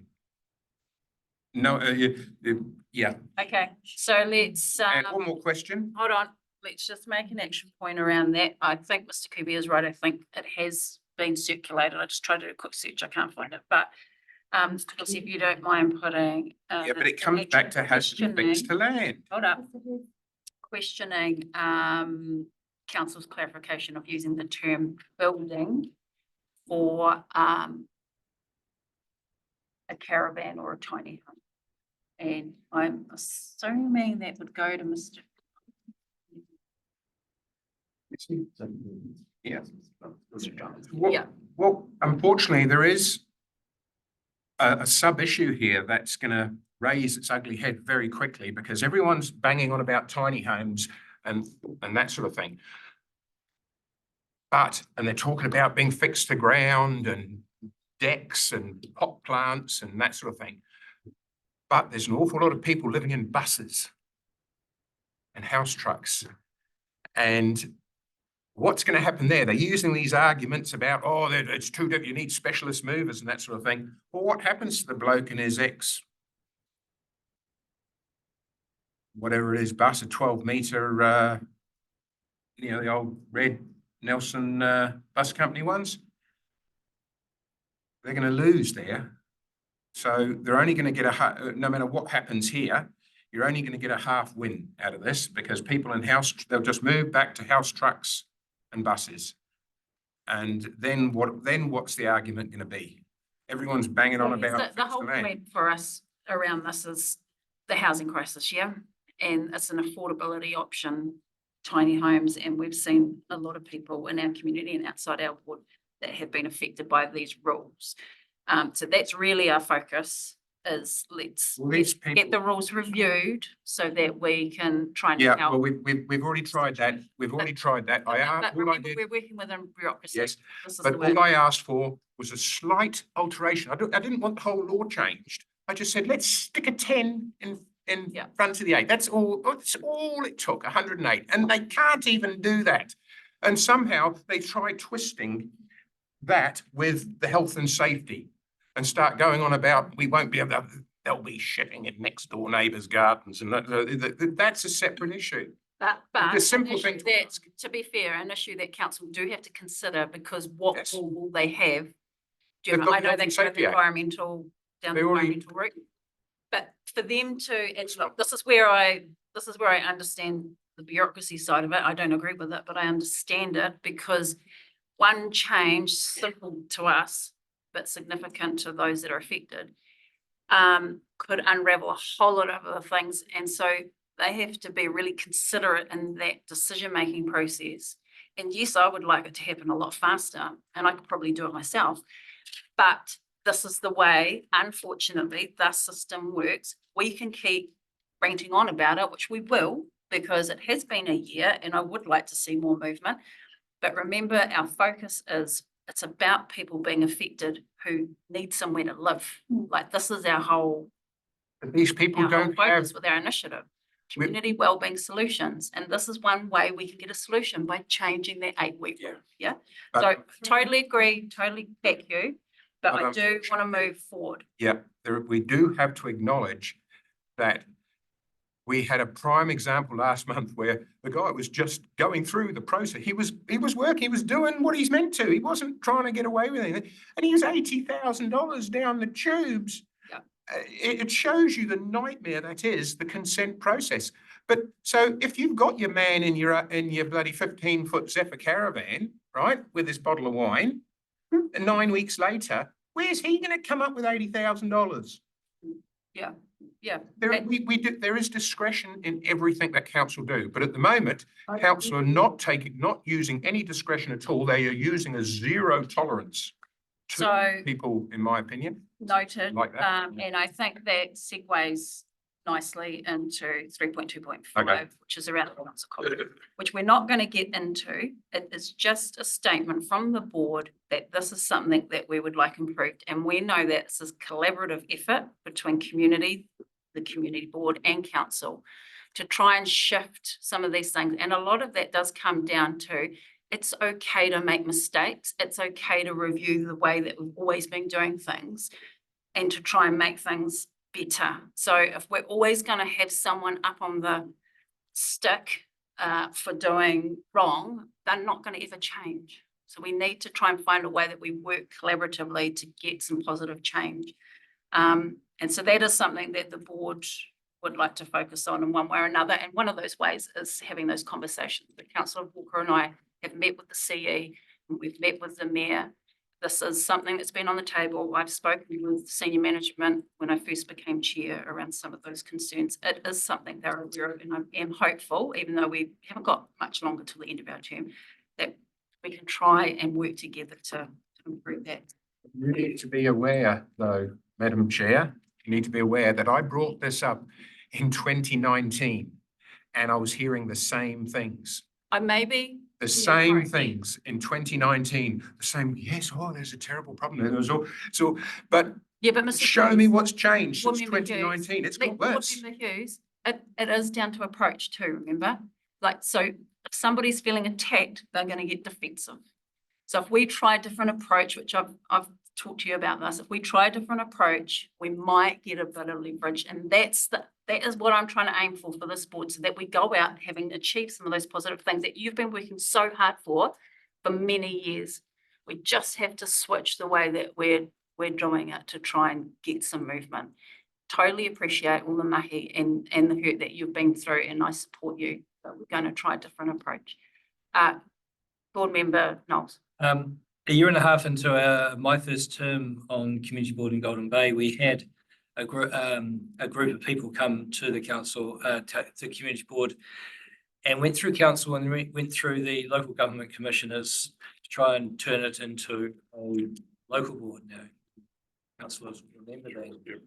And the process took about 3 years, and we had the commissioners come down and visit us on a regular basis.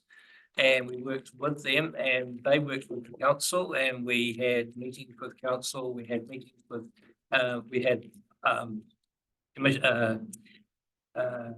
Hui at the Marae, and submissions on the whole process, etc., etc. And you know, it didn't change anything in the actual local board versus community board concept. What it changed was the culture between Golden Bay Community Board and management in TDC. And I saw a huge shift in the way that we were treated after that. And that's just what happened. And that hasn't gone away. And I feel that, you know, Golden Bay does have that relationship pretty good with council. So, you know, there are ways of doing it, and like you say, you know, and I don't for a moment say that, you know, pulling in the commissioners to help that process, because I don't think you've got to that point. But there must be ways of, you know, doing this to make that culture change. Yeah, I'm hopeful, and I think that's all we can be. But yeah, work in progress. Good to know. I think that's all from there. There's not really much more to report on the wellbeing solutions, other than we've got to make contact with Community House and Paper Plus, who are running the campaign for us, well, displaying it in the window. So I just need to check in with Deputy Chair on dates for that. And items from the board, a few are from Deputy Chair, so I can't really speak to them. 5.1, it's just about the, we haven't been receiving the same level of support that previous boards have. It's been great having Kelsey in the mix. Straight off the bat, she's got experience in this space, so I'm hoping she might be with us to about you, just see what happens. But it is down to, it's shifting from one department to another, and yeah, it has been challenging. I'm not sure about the Antino response time. I don't know who would we go to about that? Service requests through Antino. What advice do we give public when these timelines are not met? What is expected level of service response? Well, at the moment, every antenna goes through it with service requests and dealt with like every other service request, so I'm not sure what this actually applies to. It sounds like she's had some people saying that might be helpful if that actually gives us what detail as to what the inquiry timelines are not met. So it just sounds like they've been told they're doing something, but we'll park that for next month. You were just saying celebrating first responders and the Guardian. They had a really good turnout from local businesses.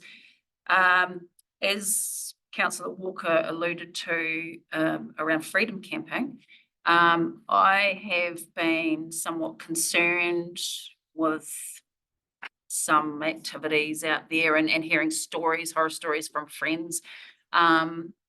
But it does appear there is a bit of drinking in the car park, and that being so close to our playground is concerning. So I don't really know what best we can do around that other than maybe the public alcohol review. Yes. Just on behalf of my youth councillor, who will find her voice at the next meeting, the Motueka Youth Council have or in the process of putting a submission forward with regards to the use and the review for the bylaw for use of alcohol in and around decks and Thorpe's Bush. Because we, the youth council, are mindful of some of the activities that are happening in that space. Yes. With or without the freedom campers, just quietly, because not all just freedom campers who use that as their place to go to. Yeah, that's good. That's Well, good. Yeah. I have a bit to do with freedom camping because I fix their vehicles. Oh, They live in them. Is this a It's concept? there's been some amazing and incredible things have gone on. I tell you, I'm fixing vehicles and they're living in them. They come back in the evening and they come in first thing in the morning and it's all dewy and anyway, right. But look, so I have quite a knowledge of these things, and you get talking to them. They live in them. They live in them, and I can assure you they're living in them for a lot longer than 8 weeks. and okay, they may not be there and there, but they live in them. Of course I am. If you want to sort the problem out, use our rule. There you go. I brought this up 4 years ago. They're living in them for 8 years, they become a building, and you can easily prove it. You look at the change of ownership and you just do what you do. Ask them, oh, how long have you been living in here? And then they go, oh, I've been touring around New Zealand. I've been in here for 6 months now. Gotcha. And then away you go. And then say, right, well, this is a building under the Building Act. And we'll need up to $30,000 off you, maybe 80. That'll soon, or just get out of our. There you go. There's a solution. Yeah, well, that is one way of doing it. Yeah, I don't know. We don't have anyone doing checks or anything, do we? Oh, yes, Councillor. So through this year, so yes, there are checks, Okay. and they definitely do beach reserve as well, because I've seen them. So there's two things. Be careful in terms of branding all freedom campers, same as freedom campers compared to people that don't have a choice and are transient and living in vehicles, because the Act doesn't apply to them. That's right. So, and there is already a nightly restriction. There's so many nights in the Act that and it's much less than 8 weeks. It's a matter of days, a maximum stay in a freedom camping space. Oh. And my understanding is out there, car park is already in the link band area. So it's already, so if people have an issue, then if they call police and it's already, they can do something about it. So the rules exist, but there's some carefulness what you do if you displace people from somewhere where they're going to get. It's not a lot different from the 8-week rule. So the board has been strong in the past. The board has been really strong about freedom camping, to the fact that the chair used to go and visit them every night. So if the board wants to take a hard stance, then they could certainly ask for increased freedom camping monitoring. So I guess. Is the monitoring just from police or is? No, the monitoring is parking- done by control, it's internal, so there's some contracted staff that do parking freedom Right. keeping, and they do every night, I've seen about that. Oh, okay. No longer been seen. And the only other complicated thing is that the rules just been, the self-containment thing's just been pushed back again, I think. So what self-containment is compared to what the new promise for self-containment has been pushed back, because it basically takes cars out. But again, take them out of here, where will they go? So that's a challenge. So there's also vibrancy on some nights with a mix of international people in their camper vans, especially in the beach reserve noise is gone. I haven't had calls for a long time. That used to be every night, 3 times a night in terms of complaints. Oh. So yeah, it's difficult, but the alcohol bit's already. I'd just be really interested to see a cost benefit analysis on it around, my understanding was to bring revenue generation into the region or across the country. I'm not. You can read a multitude of papers, Madam Chair, and that's from the connotations that I try to, I'm probably $5 a day now. That's my aim, and I'm spending more than $5 a day for meals and accommodation. I travel cheaply around New Zealand and then spend lots of money in Australia, or I go off somewhere else. Yeah. To people that absolutely enjoy the freedom of just traveling around and do spend money, do go and engage in adventure tourism. So there's no one shoe fits all. It's It was a friend of mine who had a terrible experience. Said there are websites in Europe that teach you how to not spend any money in New even down Zealand. to V2 share. So my time at the rec centre, there was one of the international blogs was, if you go and pay, then let the other person at the back door, you can get many people. So there are those websites, but we focus on the minority, I think, compared to the majority of it. Like everything we deal with, you remember the ones that are bad. Yeah. And it tarnishes the others. Yeah, and to be fair, second to the bad and bad, we Kiwis were probably the rudest to deal with because it was a right of entitlement. Understandably. Yeah. Across districts, Yeah. Because I'm neither here nor there. We've come a long way. There's $120,000, $180,000 camper vans sitting in a car park that ratepayers are subsidising. There's a motorhome car park down there for a donation in Wharf Road. There's campgrounds here. I don't know where I sit, but I'm like that too. That's why I like an analysis. But anyway, I don't know if there is anything council do look into that. But in balance for that through you, Chair, the 120K vehicle, there's also something less than $1,000 that is the only place that person has access to, which gives them what I would deem a basic human right, somewhere safe to sleep for the night, question mark safe. I don't know that's safe. Yeah. That's it. But for them, the act's accepted. So there is that's no right. ability to move that. So how do we go there with that? Because I mean, you've seen the eviction notices, I'll call them eviction notices. If you've got a basic right, if that's your only place to live and you're having to go, how does that not affect your human rights? In regards solely to the Freedom Camping Act and the bylaw, so not all the other bits, but in terms of the Freedom Camping bylaw. Yeah, but you're saying if there are people that's all they've got, if they're living in their car, and so it's emergency housing and the Freedom Act doesn't matter. So this Freedom Act has quite a lot of assistance for people. No, but it just has an exemption for being moved from a freedom. So you can't be fined, or you can't be abated or forced. So there'll be a whole lot of other laws in terms of whether if you're drinking public They've got disorder. it in their car and they're staying out here in the car park, which we have that issue. We have people as well with finding out where a man's living in his caravan and he moves. They find out where he moved to. They go up and follow him to his new place. They go for a couple of months. I've already got one of those cases. Just it's freedom camping, it has to be like a van or a car, can't be a caravan. Self-contained. Oh, sorry. It has to be self-contained. But remember, freedom camping bylaw only applies to designated areas of the freedom camping Yes. model in Tasman, which is here, Yeah. Beach Reserve. It's only 2 places here, isn't it? And there was some grey areas around public roads. There's some grey areas in terms of where there was an around. And it couldn't be so many those distances from camping grounds, I think, at all sorts of places. Okay. Yeah, yep. But, and Mitre 10, I think. All right, so good conversation.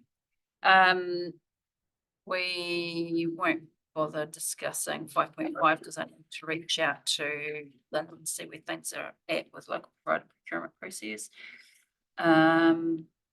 Oh, now, just on that fence, I did get an email from Tim Cray, who's operations manager of St. John's, who's happy to meet with us because we haven't managed to get somebody from Ambo. And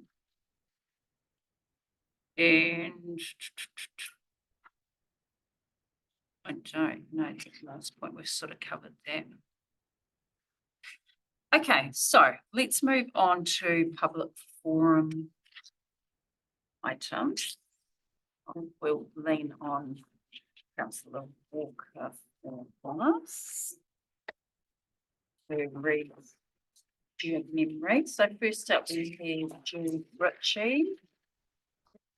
You've taken way more notes than me, which was helpful. I've just got council transparency, penalties on rate payments, and we had about 4 questions. Only captured 2.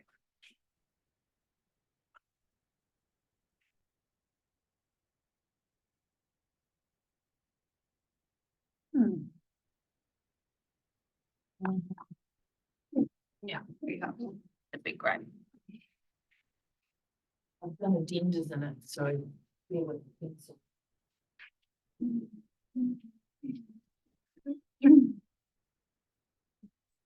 Right. Okay.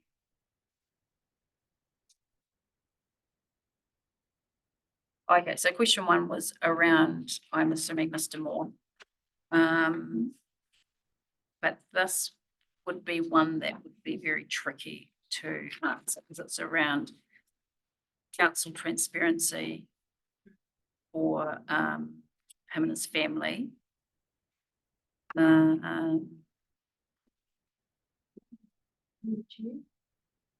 Because these questions were through the board to the body, to the council body. So it's for you to present to the council. Yes, I gather that, but when I'm reading it, I don't know if we would get the answer that you're hoping for because it is, what's the word? Like it's not straightforward. Okay. Question 2. When will council work with communities in this region and change the rules? So we're referring to the 8-week rule. So we've got that as an action point. Question 3, what is the problem of adopting insurance meticulousness and comprehensiveness and apply as such to the problem at 8-week rule? So deregulate. So again, it's around the 8-week rule. So that's something that council needs to look into. And question 4, what is the response? From board member Hughes' questions of complaint. Okay. So we'd have to look back on our emails, Mr. Hughes, around those questions that you put forward to Mr. Ridd. Yeah. Because I know he has come back and answered a whole lot of stuff, but I don't know if it's specific to the questions that you presented. So many. Yeah. Unfortunately, my computer's packed up. Otherwise, I could start looking now. It's okay.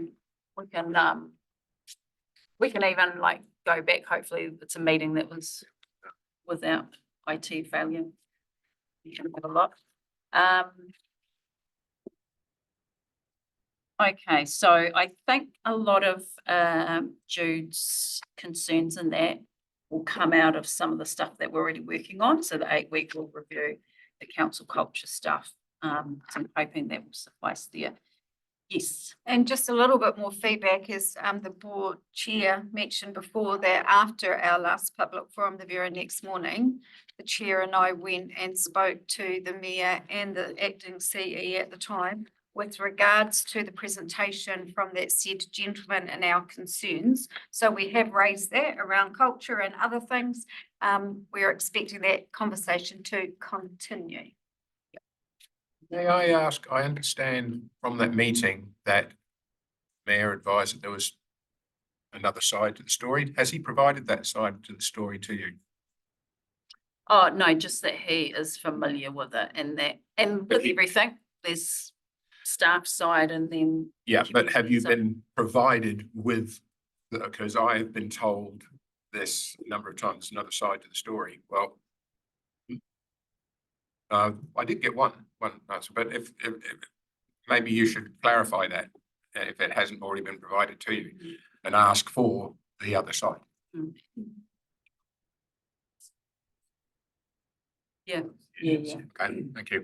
Then Mr. Williamson, more toilets.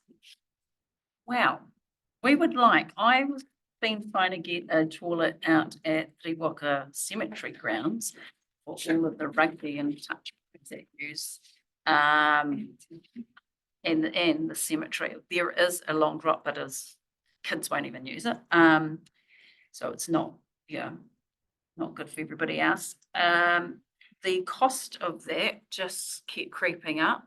Not all from council, some was from the electricity company who said that they'd have to run, because it was going to use a pump, have to run the line under the road, not use the one that was right here because it's getting used for something else. So it was just blown out, but it is apparently going to be put forward on your plan whether or not they'll go through. The toilets that Mr. Williamson was speaking specifically about were down by the Janie Seddon.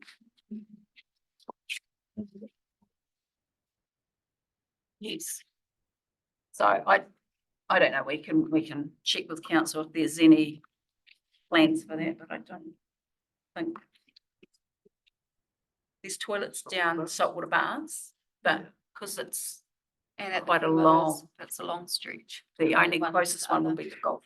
I don't think that cannot. And if you're a frail heart, you wouldn't really want to be turning up there at about 4:30 in the afternoon, because it'll be very well used. At hole 19. At the. I'm talking about the golf course. Oh, I was talking about the Oh, the saltwater bar. saltwater baths. It's hugely used then. Right, oh, of course. Yeah. Yeah. Okay, so perhaps we just have an AP, an action point, just to query if any more toilets for the region planning to go in, but I pretty much guess the answer will be no. And noting the report that you've already tabled today with reductions of said facilities. Yeah.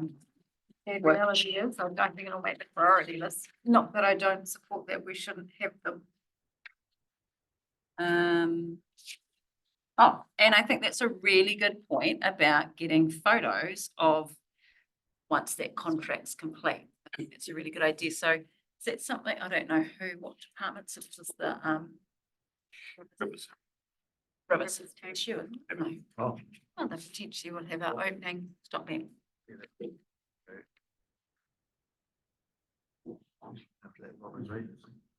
So if we could ask Robert Grady if he would share in the newsline the project completion, so everyone on Parker Street knows why they were heavily used. Oh God, I can't remember. Well, maybe at the opening we could invite Mr. Williams on behalf of the group Yeah. who represents. Yeah, if there is an opening, we invite Mr. Williams. Thank you. And then the other point was around the bridges, which has also given me some cutouts of a paper clip around that specific. So I will have a look at that. And again, that's an NZTA thing, so something we could probably put to them. Okay. Yes, sorry. Councillor Ellis. Sorry, thank you through you, Chair. Just as this was an issue I raised quite early on in the triennium. Yeah. In reference to another matter and possibly using bridges that we were replacing and replacing with Bailey bridges that we could use in other places in case of emergency. Yes. At that time, generally that they are unavailable to stay in our region on any basis, given the cost. And it was essentially not going to be workable. So it has been discussed, has been put forward, and we certainly didn't get to the far. I can't see that would be changing into the future, but I still think it's a very good idea. Yes. Yeah, so there used to be a Bailey Bridge stored up here, top of the south, years ago. So I've just contacted the local area manager for NZTA and asked him, is there a Bailey Bridge still at the top of the south? And he's come back, hi Barry, Jesus, it's a good question. I'll have to check and get back to you. So he's going to get back to me, so I'll let you know when it happens. Right. There used to be one located here. It was located somewhere between Richmond and Nelson in a shed. But I've got a very strong suspicion that when things fell apart down the west coast, they may not come back. Right. Anyway, we'll find out. Thank you. Thank you for your expediency on that. Okay, and Mr. Schaeffner. Interesting development. Yeah, and we've got the notes, which is going to be helpful. It has been through the board, so I know Councillor Mutter and myself both gone to try and get those cases. Yeah. Yeah. The LGOIMA release, I'm to understand that. But it was then again noted that night, you know, so I don't know. I think this is just one small part of a far bigger issue, which maybe needs to be dealt with confidentially. Yep, and Mr. Schaeffner suggested that we invite Mr. Drummond, Mr. Cheeseman potentially, since there were two there, to comment on those notes. Maybe it is worth just, like you say, Has been going on for a while. giving him a heads up first, and if he's happy to come to our next board meeting. Yep. Any other input? Yes, Councillor Walker. Yeah, I just have a concern through you, Chair, that if we put it into a workshop, then it becomes confidential and it's stuck in this room. And then Mathias and others who have been requesting this, along with other councillors, potentially won't get that information. So I respect that the reason that you're doing the request for a workshop. However, I don't know if that would resolve anything going forward for. I was protecting staff in that. I was, you know, the right, yeah. I thought I wouldn't, you know, I've been in trouble before for, you know, I think staff need the right of reply, not just, mind you, though, all too often I find no further comment, or I will not engage with you anymore on this matter. What else have I been told? So look at me being positive. if we have an action point that we'll just share these notes with Mr. Drummond, and I can invite him to our next board meeting. You've had months to come up with an answer. I'll look forward to it. So Mrs. Schaeffner. Right. So open to collaborate. That is something that we are quite keen to do with community groups. So Yep, as the chair, I would be happy to connect with you on some of those things. Yes. There was talk of LGNZ doing some pre-election information going up that would be useful for potential candidates. I don't know where they are at with that at this time, but I did an interview with them about that. And there was talk about potentially council running something. But I'm unsure where we're at as far as budgets, and have not heard anything further about it, but just so that you're aware that. You understand that I think sometime in July, council's running sessions in the evenings for those that want to stand for council to give them indications of what it entails. Pardon? Or whatever it is, it's before the time you put it in. In the month before, there's sessions being held to basically help people who want to stand, let them know what they're required to do and all that. Yeah. Well, ours is a bit more low level. It's a bit like Councillor Walker. No, sorry, I was trying to hear what Councillor Murray was saying across the room under his breath. Yeah, Green Cross Minister has just announced his campaign today. Oh, Anne, would you like to share? David Seymour. A party are actively promoting election nominations for councils this year. Say that again, sorry. The ACT ACT Party. are actively seeking and promoting council representation. Oh, right. ACT members. Candidates to work ACT under that candidates. act. Got to be through the meeting. Politics out of like government. Did you get the same? The worst thing that can happen, couldn't it? You don't want to go there. Ritchie I'm becomes- sorry. No. What, are you saying that things could get worse? Are you actually thinking that? Depends which they- side of the spectrum you're on. It's always been done in the background anyway. I think Coming out. we've had that discussion once before and things did get worse, didn't they? They've got a lot with us, yes. Yes, Brent, thank you very much for your. Would like to reel the meeting back in, Chair. Change anyway when I'm there. So I guess the thing is that Mrs. Schaeffner has offered to do stuff separate from what Councillor Ellis has just tabled around LGNZ's workshops and whatever Tasman District Council might be doing. I guess, is there an appetite to take up the offer from the Schaeffners to your meeting? Yes, there is. Yes, there is. And ours is a little bit more low key. It's be a bit more, we'll come to you in a minute, about like, how do you find it? What did you have to do? What does it actually entail? So it'll be a bit more personal. Councillor I'm just going to say that if you go to the local government website as well, there's quite an attachment that you download and it tells you all about what they anticipate a councillor to do. And As a part-time person or Sure. full-time? I haven't read it, Yeah.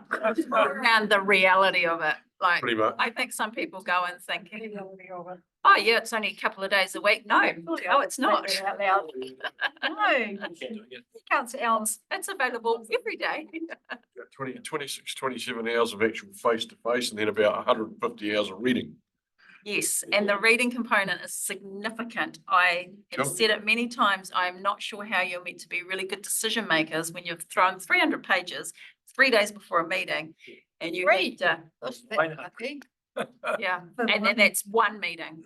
You bank up all the others. Paid a whole $45,000 a year to do it. Yeah, woohoo. And if you're an oldie like me, you get whacked a third of your tax because you're on the pension, No, everybody gets wet food. you know, so Yeah. So you gotta really weigh it up. you don't know, you don't do it for the money, I'm telling you that. I know. It's, but you are serving your community and So, we do take Passionate, it off you to do it. all elected members for that. I knew I had to be reminded. Thank you. Okay, is that all from our board report? There's another one, sorry. It was the standing orders action. Oh, so now the standing orders one, that Gavin was going to review the LGNZ one and we were going to workshop. It probably won't get done in this. The reason we were going to is potentially you could have a completely new board and they would not really, they'd just be thrown in deep end. If there is time, the board will probably review and maybe some considerations for the incoming board. But at this stage, it's sort of just. But I like the idea of, which I didn't realise there were other providers that could input. So thank you for that. Okay, so I will. Oh, sorry, the action list inside that we didn't go through, did we, with Tony? So, yes, Councillor Walker. So I'm going through you, just going back to the last community board meeting. I note that we've given responses to all those people who spoke in public forum. I have had Ms. Puri contact me with regards to the AED unit. Yeah. And I know that we raised it. I'm probably not meant to share this because it was in a workshop, but it was raised. Yeah. What decision is being made and what response are we giving, Kevin? Because I personally are being asked for a response. Oh, I did give a response that we agree it would be a good idea, but it was around who's covering the costs. And I think that's basically what we felt in the workshop too, is it a community board cost? And that's probably something we'd have to put forward as like a special project or something, but then you've got those ongoing.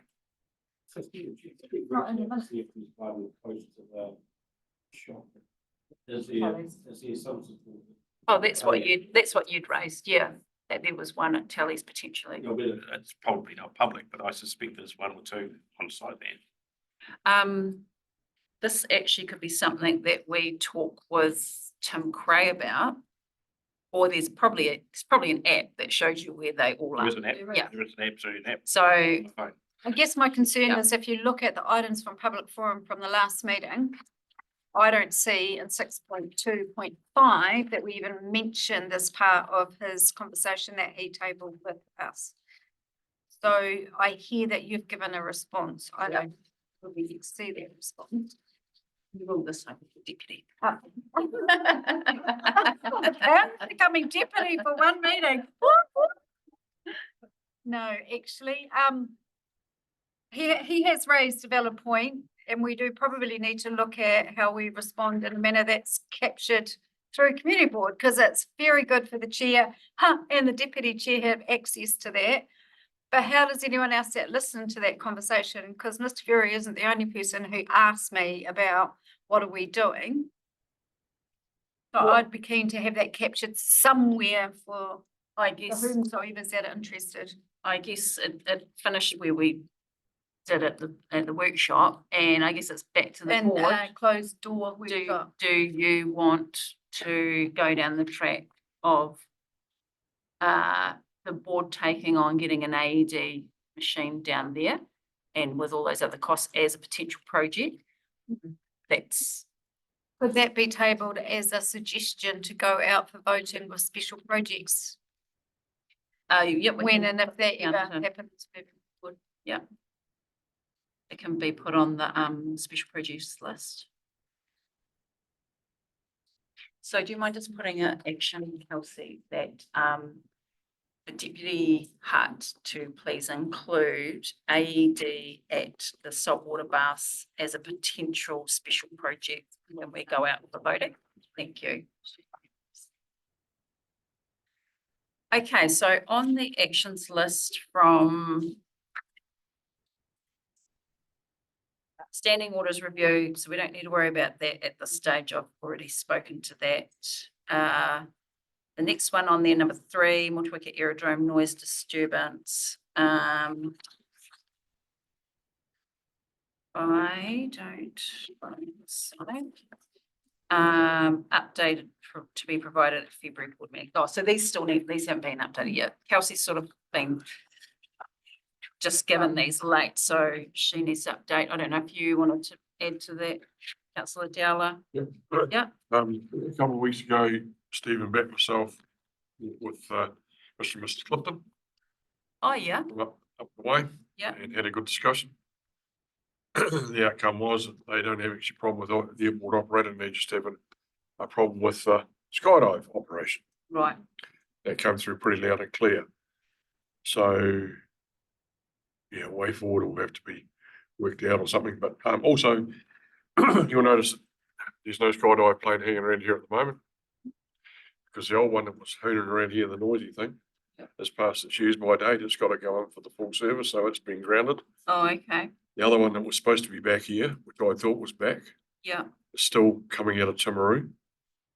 It should be back here by the end of March. And it will stay here. There may be one plane come in for one weekend to do a group of people that are wanting to do something, but that's been undecided as yet. So that's a full update. So we met with the Cliftons anyway and listened to their issues and yeah, just working with CAA and everything like that to get everything right, to make sure that when we say, well, this is how it is, that we've got everything and all the ducks in a row and all the boxes ticked. Yeah. Oh. It was a damn good meeting actually. It went for an hour. And it was very good. I actually give them full credit. Nice. I mean, it might be too exhaustive meeting with everyone that has put in complaints, but I know there is another member of public that has put in a couple and one that I shared the notes with their letter was last month. Is there any way that you and staff could meet with them? I don't know. I haven't been informed actually. I know that there was but Stephen hasn't come to me and said that we need to get together with these people. Because I know it went to the mayor as well and staff didn't respond, but I think if you, I'll forward you. Yeah, please. Yeah.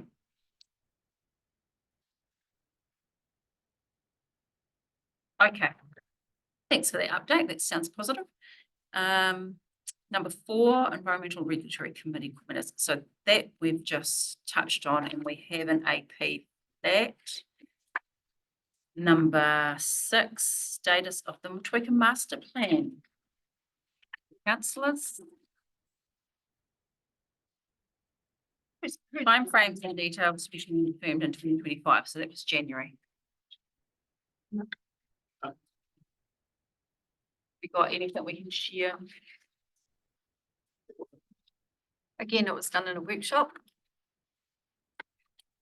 My understanding is it's going to a strat and policy meeting, potentially to be voted in or out by councillors from the district.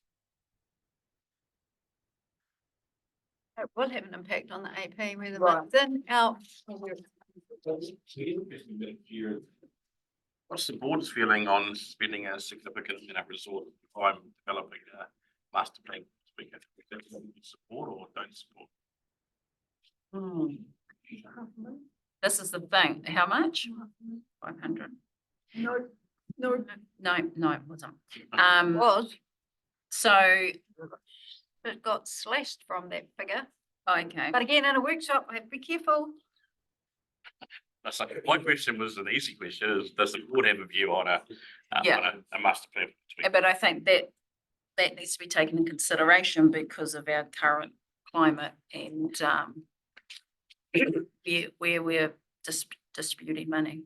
I think one of the strong parts of the discussion was the workshop or the public gathering is going to be held here, which I suggested Memorial Hall because I don't think this room is going to be big enough. Great. I've pre-warned staff, but they haven't listened.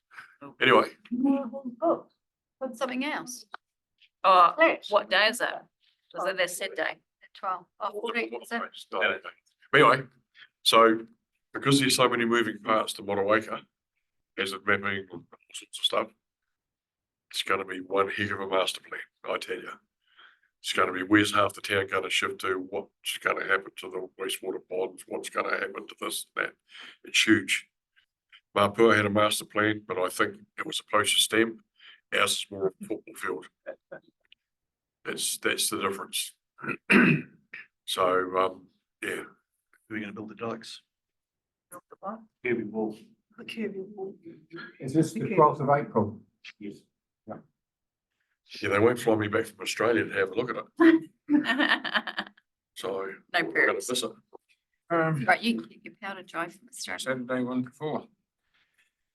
I seem to remember putting in a submission up at about some plan quite a few years ago up at Ngātamoti. And a number of other people presented their submissions. And then we had a gentleman here from TDC who, a couple of years later, never even heard of them. Oh, really? And then so I actually said, well, look, I'm going to get it for you and I'm going to give you the most important one. It was a brilliant submission towards tiny homes. And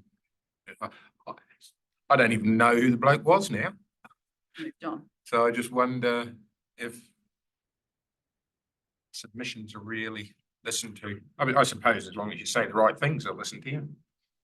Well, they are listened because we sat in one and presented a board submission to councillors.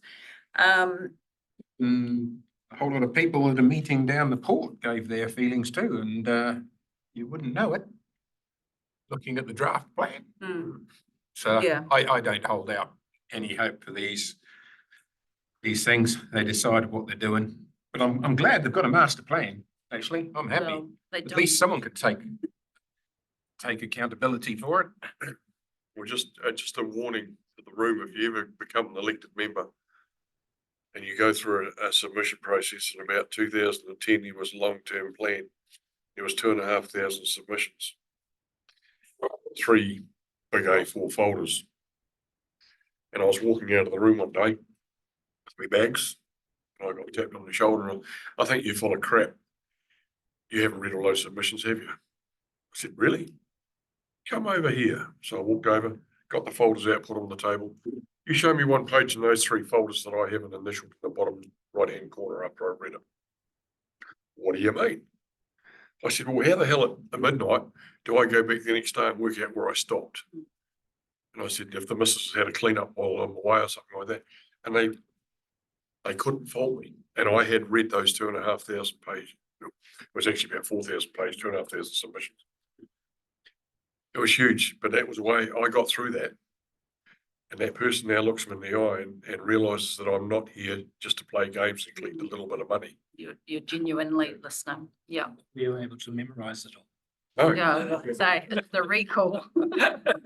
Oh, when the person came up, you only had to read the first 4 or 5 lines. I think, oh, I know, I remember that. You do actually store a little bit. Yeah. Not now, I don't, but I used to.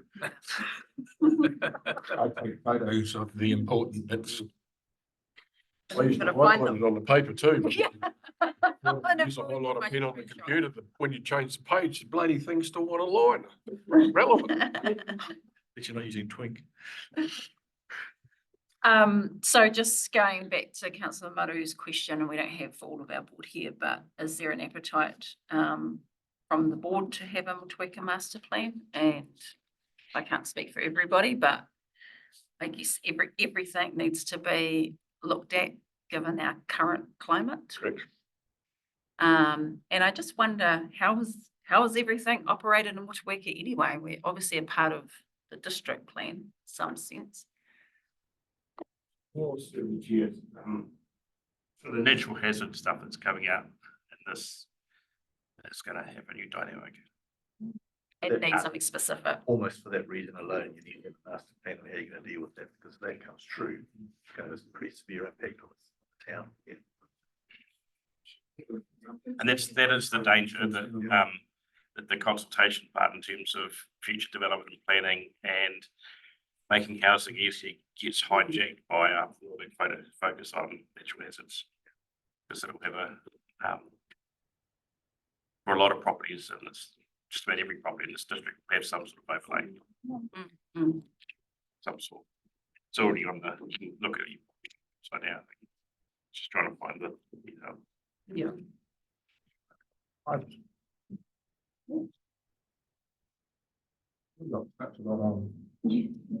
don't know. I got enough battles at the moment without going and questioning the basics of the experts that are employed on our behalf to look after the various.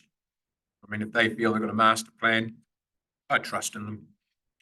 I trust in our 3,000-page reading councillors to do the hard work. I'm just going to stick with the little things. I'll leave you guys with the big jobs. All right. And that councillor Murray's asked for your input onto something, albeit that's your level here compared to us as councillors that we've got to present at him. I'm not in your league. I said you guys are the.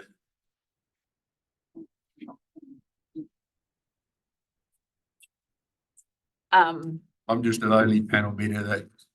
Yes, but you're a voice for community. Okay, so, yeah, something to consider. We'd need to know the scope of this plan, the cost of this plan, and. I'll through the chair with respect, I'm not sure that you do, so the board's role is to advocate strongly for what's best for Motueka, and the cost is something that you trust the councillors to make, because you have no control over the cost. But you absolutely have the power to advocate for something in intention for Motueka for solid planning. So, that's good. So listening to the people that come along and talk to us, including Mr. Williamson here, then we get quite a broad view. So recently, it seems to be a lot to do with the 8-week rule. So let's concentrate on that. Let's get that sorted out next month, eh? Let's just sort it out next month. So we can go, right, there we go, and move on to something else. Because otherwise, if it's taking over a year just to sort out a little sticking a 10 in front of the 8, how on earth are we going to sort out the big problems, which are 3,000-page documents? Eh? Let's sort out the little stuff we can sort out quickly. Just a 10 in front of the 8. That's all you have to do. And then we'll move on. Let's move on and we'll get the port sorted. Dig a channel, put a training wall in. Who needs consents? Okay, so some food for thought there, and maybe that can be something that we include in part of our submission once we are all on the same page. And we've got to get Deputy Hart involved. Okay, so I've said about the Park Street oak trees. We need to park that at the moment. I have spoken on that. I need to get those residents together and give them an update. Okay, so I move that the board report be accepted. Can I have a seconder, please? Board member Hughes. All in favour, please say aye. Anyone again? Carried. Okay, we're nearly finished, people. And we do have to go back to the discretionary fund application, which does not look like Casey and Chloe are here. So we, sorry, through Yes. the chair. I haven't. This is the first time I've had to do this. Yeah. I have a conflict of interest. Both of the girls are family friends, oh, okay, and known one of them since she was 4. right. So I'm unable to. Yeah. Yeah. Is that how you do it? Yeah. I'm Yeah. unable to. Yep, noted that. Thank you. Okay, so unfortunately, I haven't managed to make it here. I will just say I total call anyone that is out there providing for community and trying to get people moving fit and healthy. So on that basis, I support them. However, I did have some questions around it. Is it potentially an operational cost? Is it retrospective? A couple of points have been raised by staff that given we have not fully been following policy in the sense that not all of our applicants have come back with reporting on what they've spent the money on. We know we've had incidences where organisation has received it twice in the same financial year, so there's been a few muck-ups. I will just put it out for the board for discussion, excluding Mr. Hughes. Councillor Murray. So in regards to your second statement, that's not necessarily the board shortfall, that's No. our supports. Yeah. Not the current Not one. the support, but yeah, But the role of staff is to get the return and to make sure it ticks. And that's right. That's absolutely wrong. Is it operational? Yeah, it is operational, like in terms of Those APRA licenses have obviously caught up, so they've probably just got this bill. They've probably been sitting underneath a radar, and they've gone and looked at different online websites and gone, music costs. So I don't know where I sit. So what I believe would have been good if they hear what I believe they run is they run koha based. Yeah. So it's affordable, it's accessible. It seems really popular. So if you look at the outcome, I don't have any issue with the outcome, but I'm a little bit challenged. If they had applied for their hall hire, perhaps, and then just paid their koha the licensing fee, it might have been smoother. Because I suspect they're not a trading business. I don't know. Don't know here. No, I don't know either.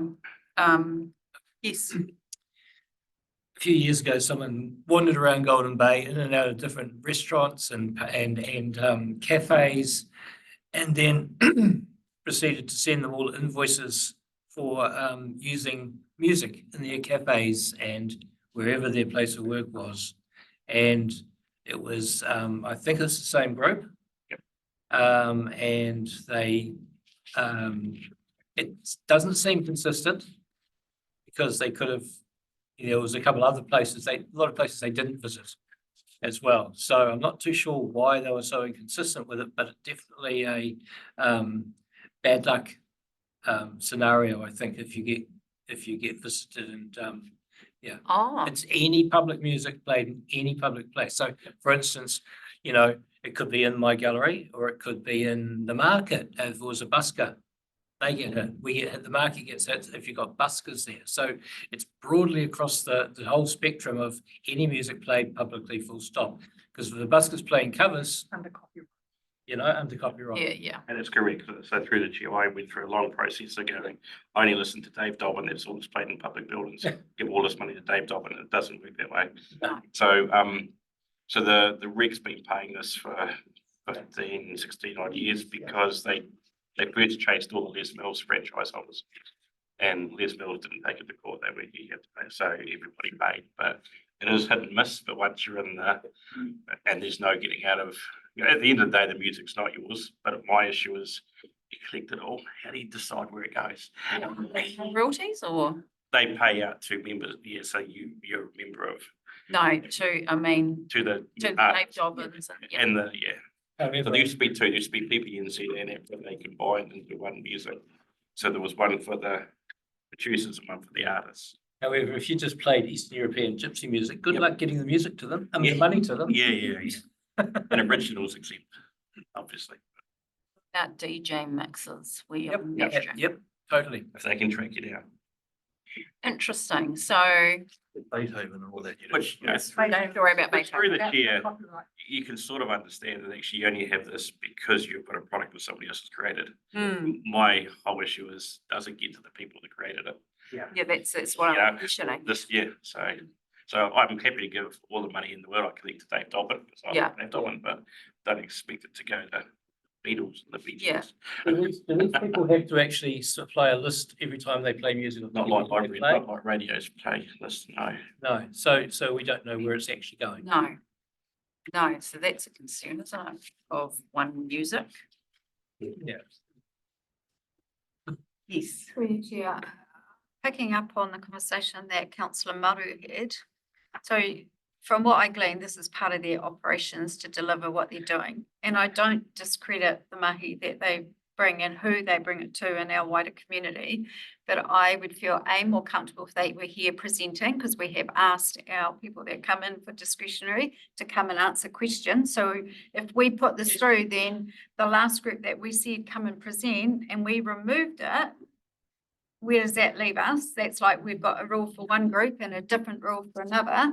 And I guess the other question is, should they not be applying for the use of the venue, which I would feel much more comfortable with than the Music One application?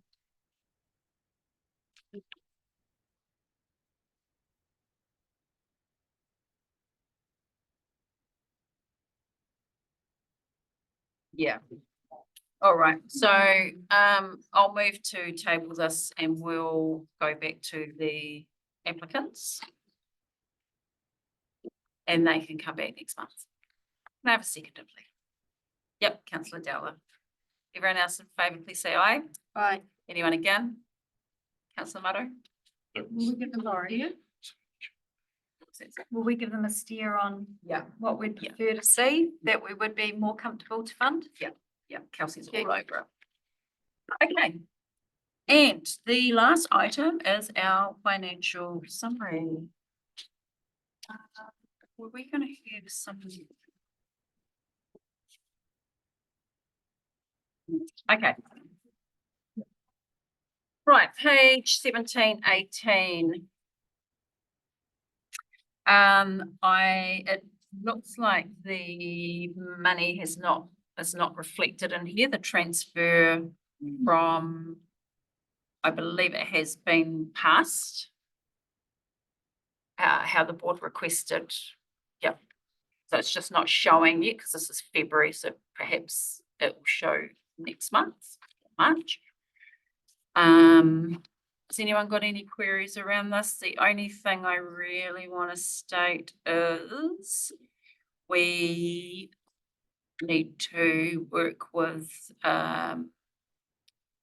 maybe the schools, the youth council, and look at any youth projects to actually utilise those funds there in the Youth Development Fund.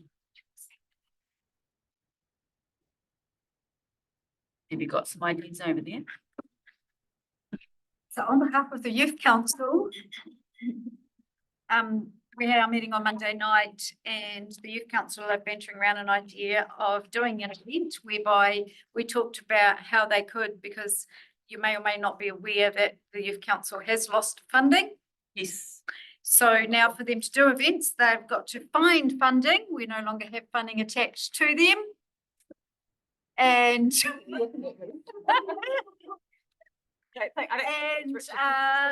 I did suggest that potentially the Youth Council could put a proposal to the Community Board, because I understand the Community Board has a youth fund line in their budget. We would like So to watch this space. We have Right. we meet every fortnight.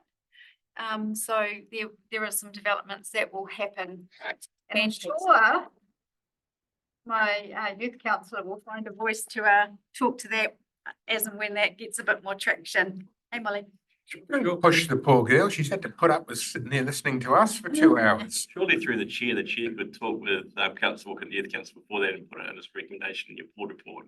Just allocate that $1,000 to the Youth Council. 3 hours. That seems really sad that they have no budget anymore. Crack of time. So you've got $1,000. There's been no demand for it. I reckon you could make that happen in next month. Yeah, I would probably have to declare a conflict because I'm the one that helps support that group, but totally support what you're saying, Councillor Murray. Thank you. And like we did discuss that of utilising some of this money so that's not wasted within our term. Can we please, Kelsey, put an AP for Deputy Hart to start the special projects process? I understand we have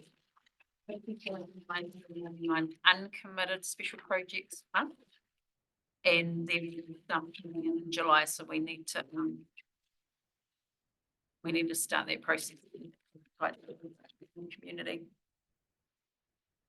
Anyone else got anything to add on finances? Well done. Anything else to add on anything? Oh, sorry, I'll move the finance report. Can I have a second by Councillor Walker? All those in favour say aye. Aye. Anyone again? Okay, awesome, carried. Anyone got anything else to add before we close? Thank you. Get another text. Oh, you've got it. Update from NZTA. Thanks, Jude. Thanks for the fix. Any input? Lost him there. He's pretty certain that Cyclone Gabriel Oh. sucked most of the Bailey bridges from the top half of the South Island up. And now he just said, I'm unsure what's happened to them. I'll make sure that we get one back once it becomes available. Okay. And he just turned around and says, and if we do have a bridge go out, the short answer is NZTA will treat as 2 phases. Phase 1 is a response, which is immediate action to restore road connections. blah, blah, blah, and Bailey Bridge would be considered in that. And phase 2 is the recovery, the longer phase looking at permanent repairs. So he's obviously going to follow up and find out where the bridge has gone and try and get it back. One hiccup. What? Cost.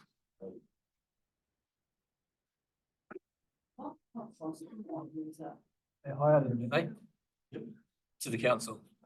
Store or just for use? Well, Oh, I'm not worried about the council bridges, I'm worried about the state highways. oh, You lose the Appleby River Bridge or the Mott The Mott Bridge, Bridge, we're toasted. you might lose the Off Bridge. you reckon? It's the same as the Consent process. What will happen is the approaches on each side will wash out, the bridge itself will stand. Oh, so we just. Yeah, That's why the design like that. I know. And it's easy to fix, you just hop on and do it and fill it back up again. A whole pile. What bridge might be, last time when it was shuttering, when it had half the forest from up the river against it in 1990. The boys went out with the digger, was pulling the stuff away, so she was not far away from going there. I reckon it was probably only the sewer pipes connected at each end that stopped it. No, well, the one that 2004 just out of Fielding, we had the same thing, it was vibrating with logs and everything, had it. Foundations, and it's just nothing wrong with it. What I saw it go through other shivers, these bridges are designed well, yeah. It's not just used on rivers though. They used it on the slump on the Takaka Hill Yes, they did. once, and that was pretty. That kept us open for nearly a year. I think that bridge was on. Yeah. So that's the highway. Yeah. 40-ton boulder fell on the road. Yeah. No, the Bailey Bridge did. Sharp every time I go, so I'll give them a count. Anyway. Okay, all right, we'll come to a close, yeah. Board Member Hughes, would you like to take us away? Oh, really? Oh, I'm English. Okay, I'm gonna give it a go. You're so good at that. Tua matu o matoa mahi mo tenai wa mana katoia mai motua katoa o matua Wa, hoa o matua whanau ai, oi kai ti arangi. Kapai. Off the cuff, well Nailed done. that. I would have just Yeah. I'll give it a go.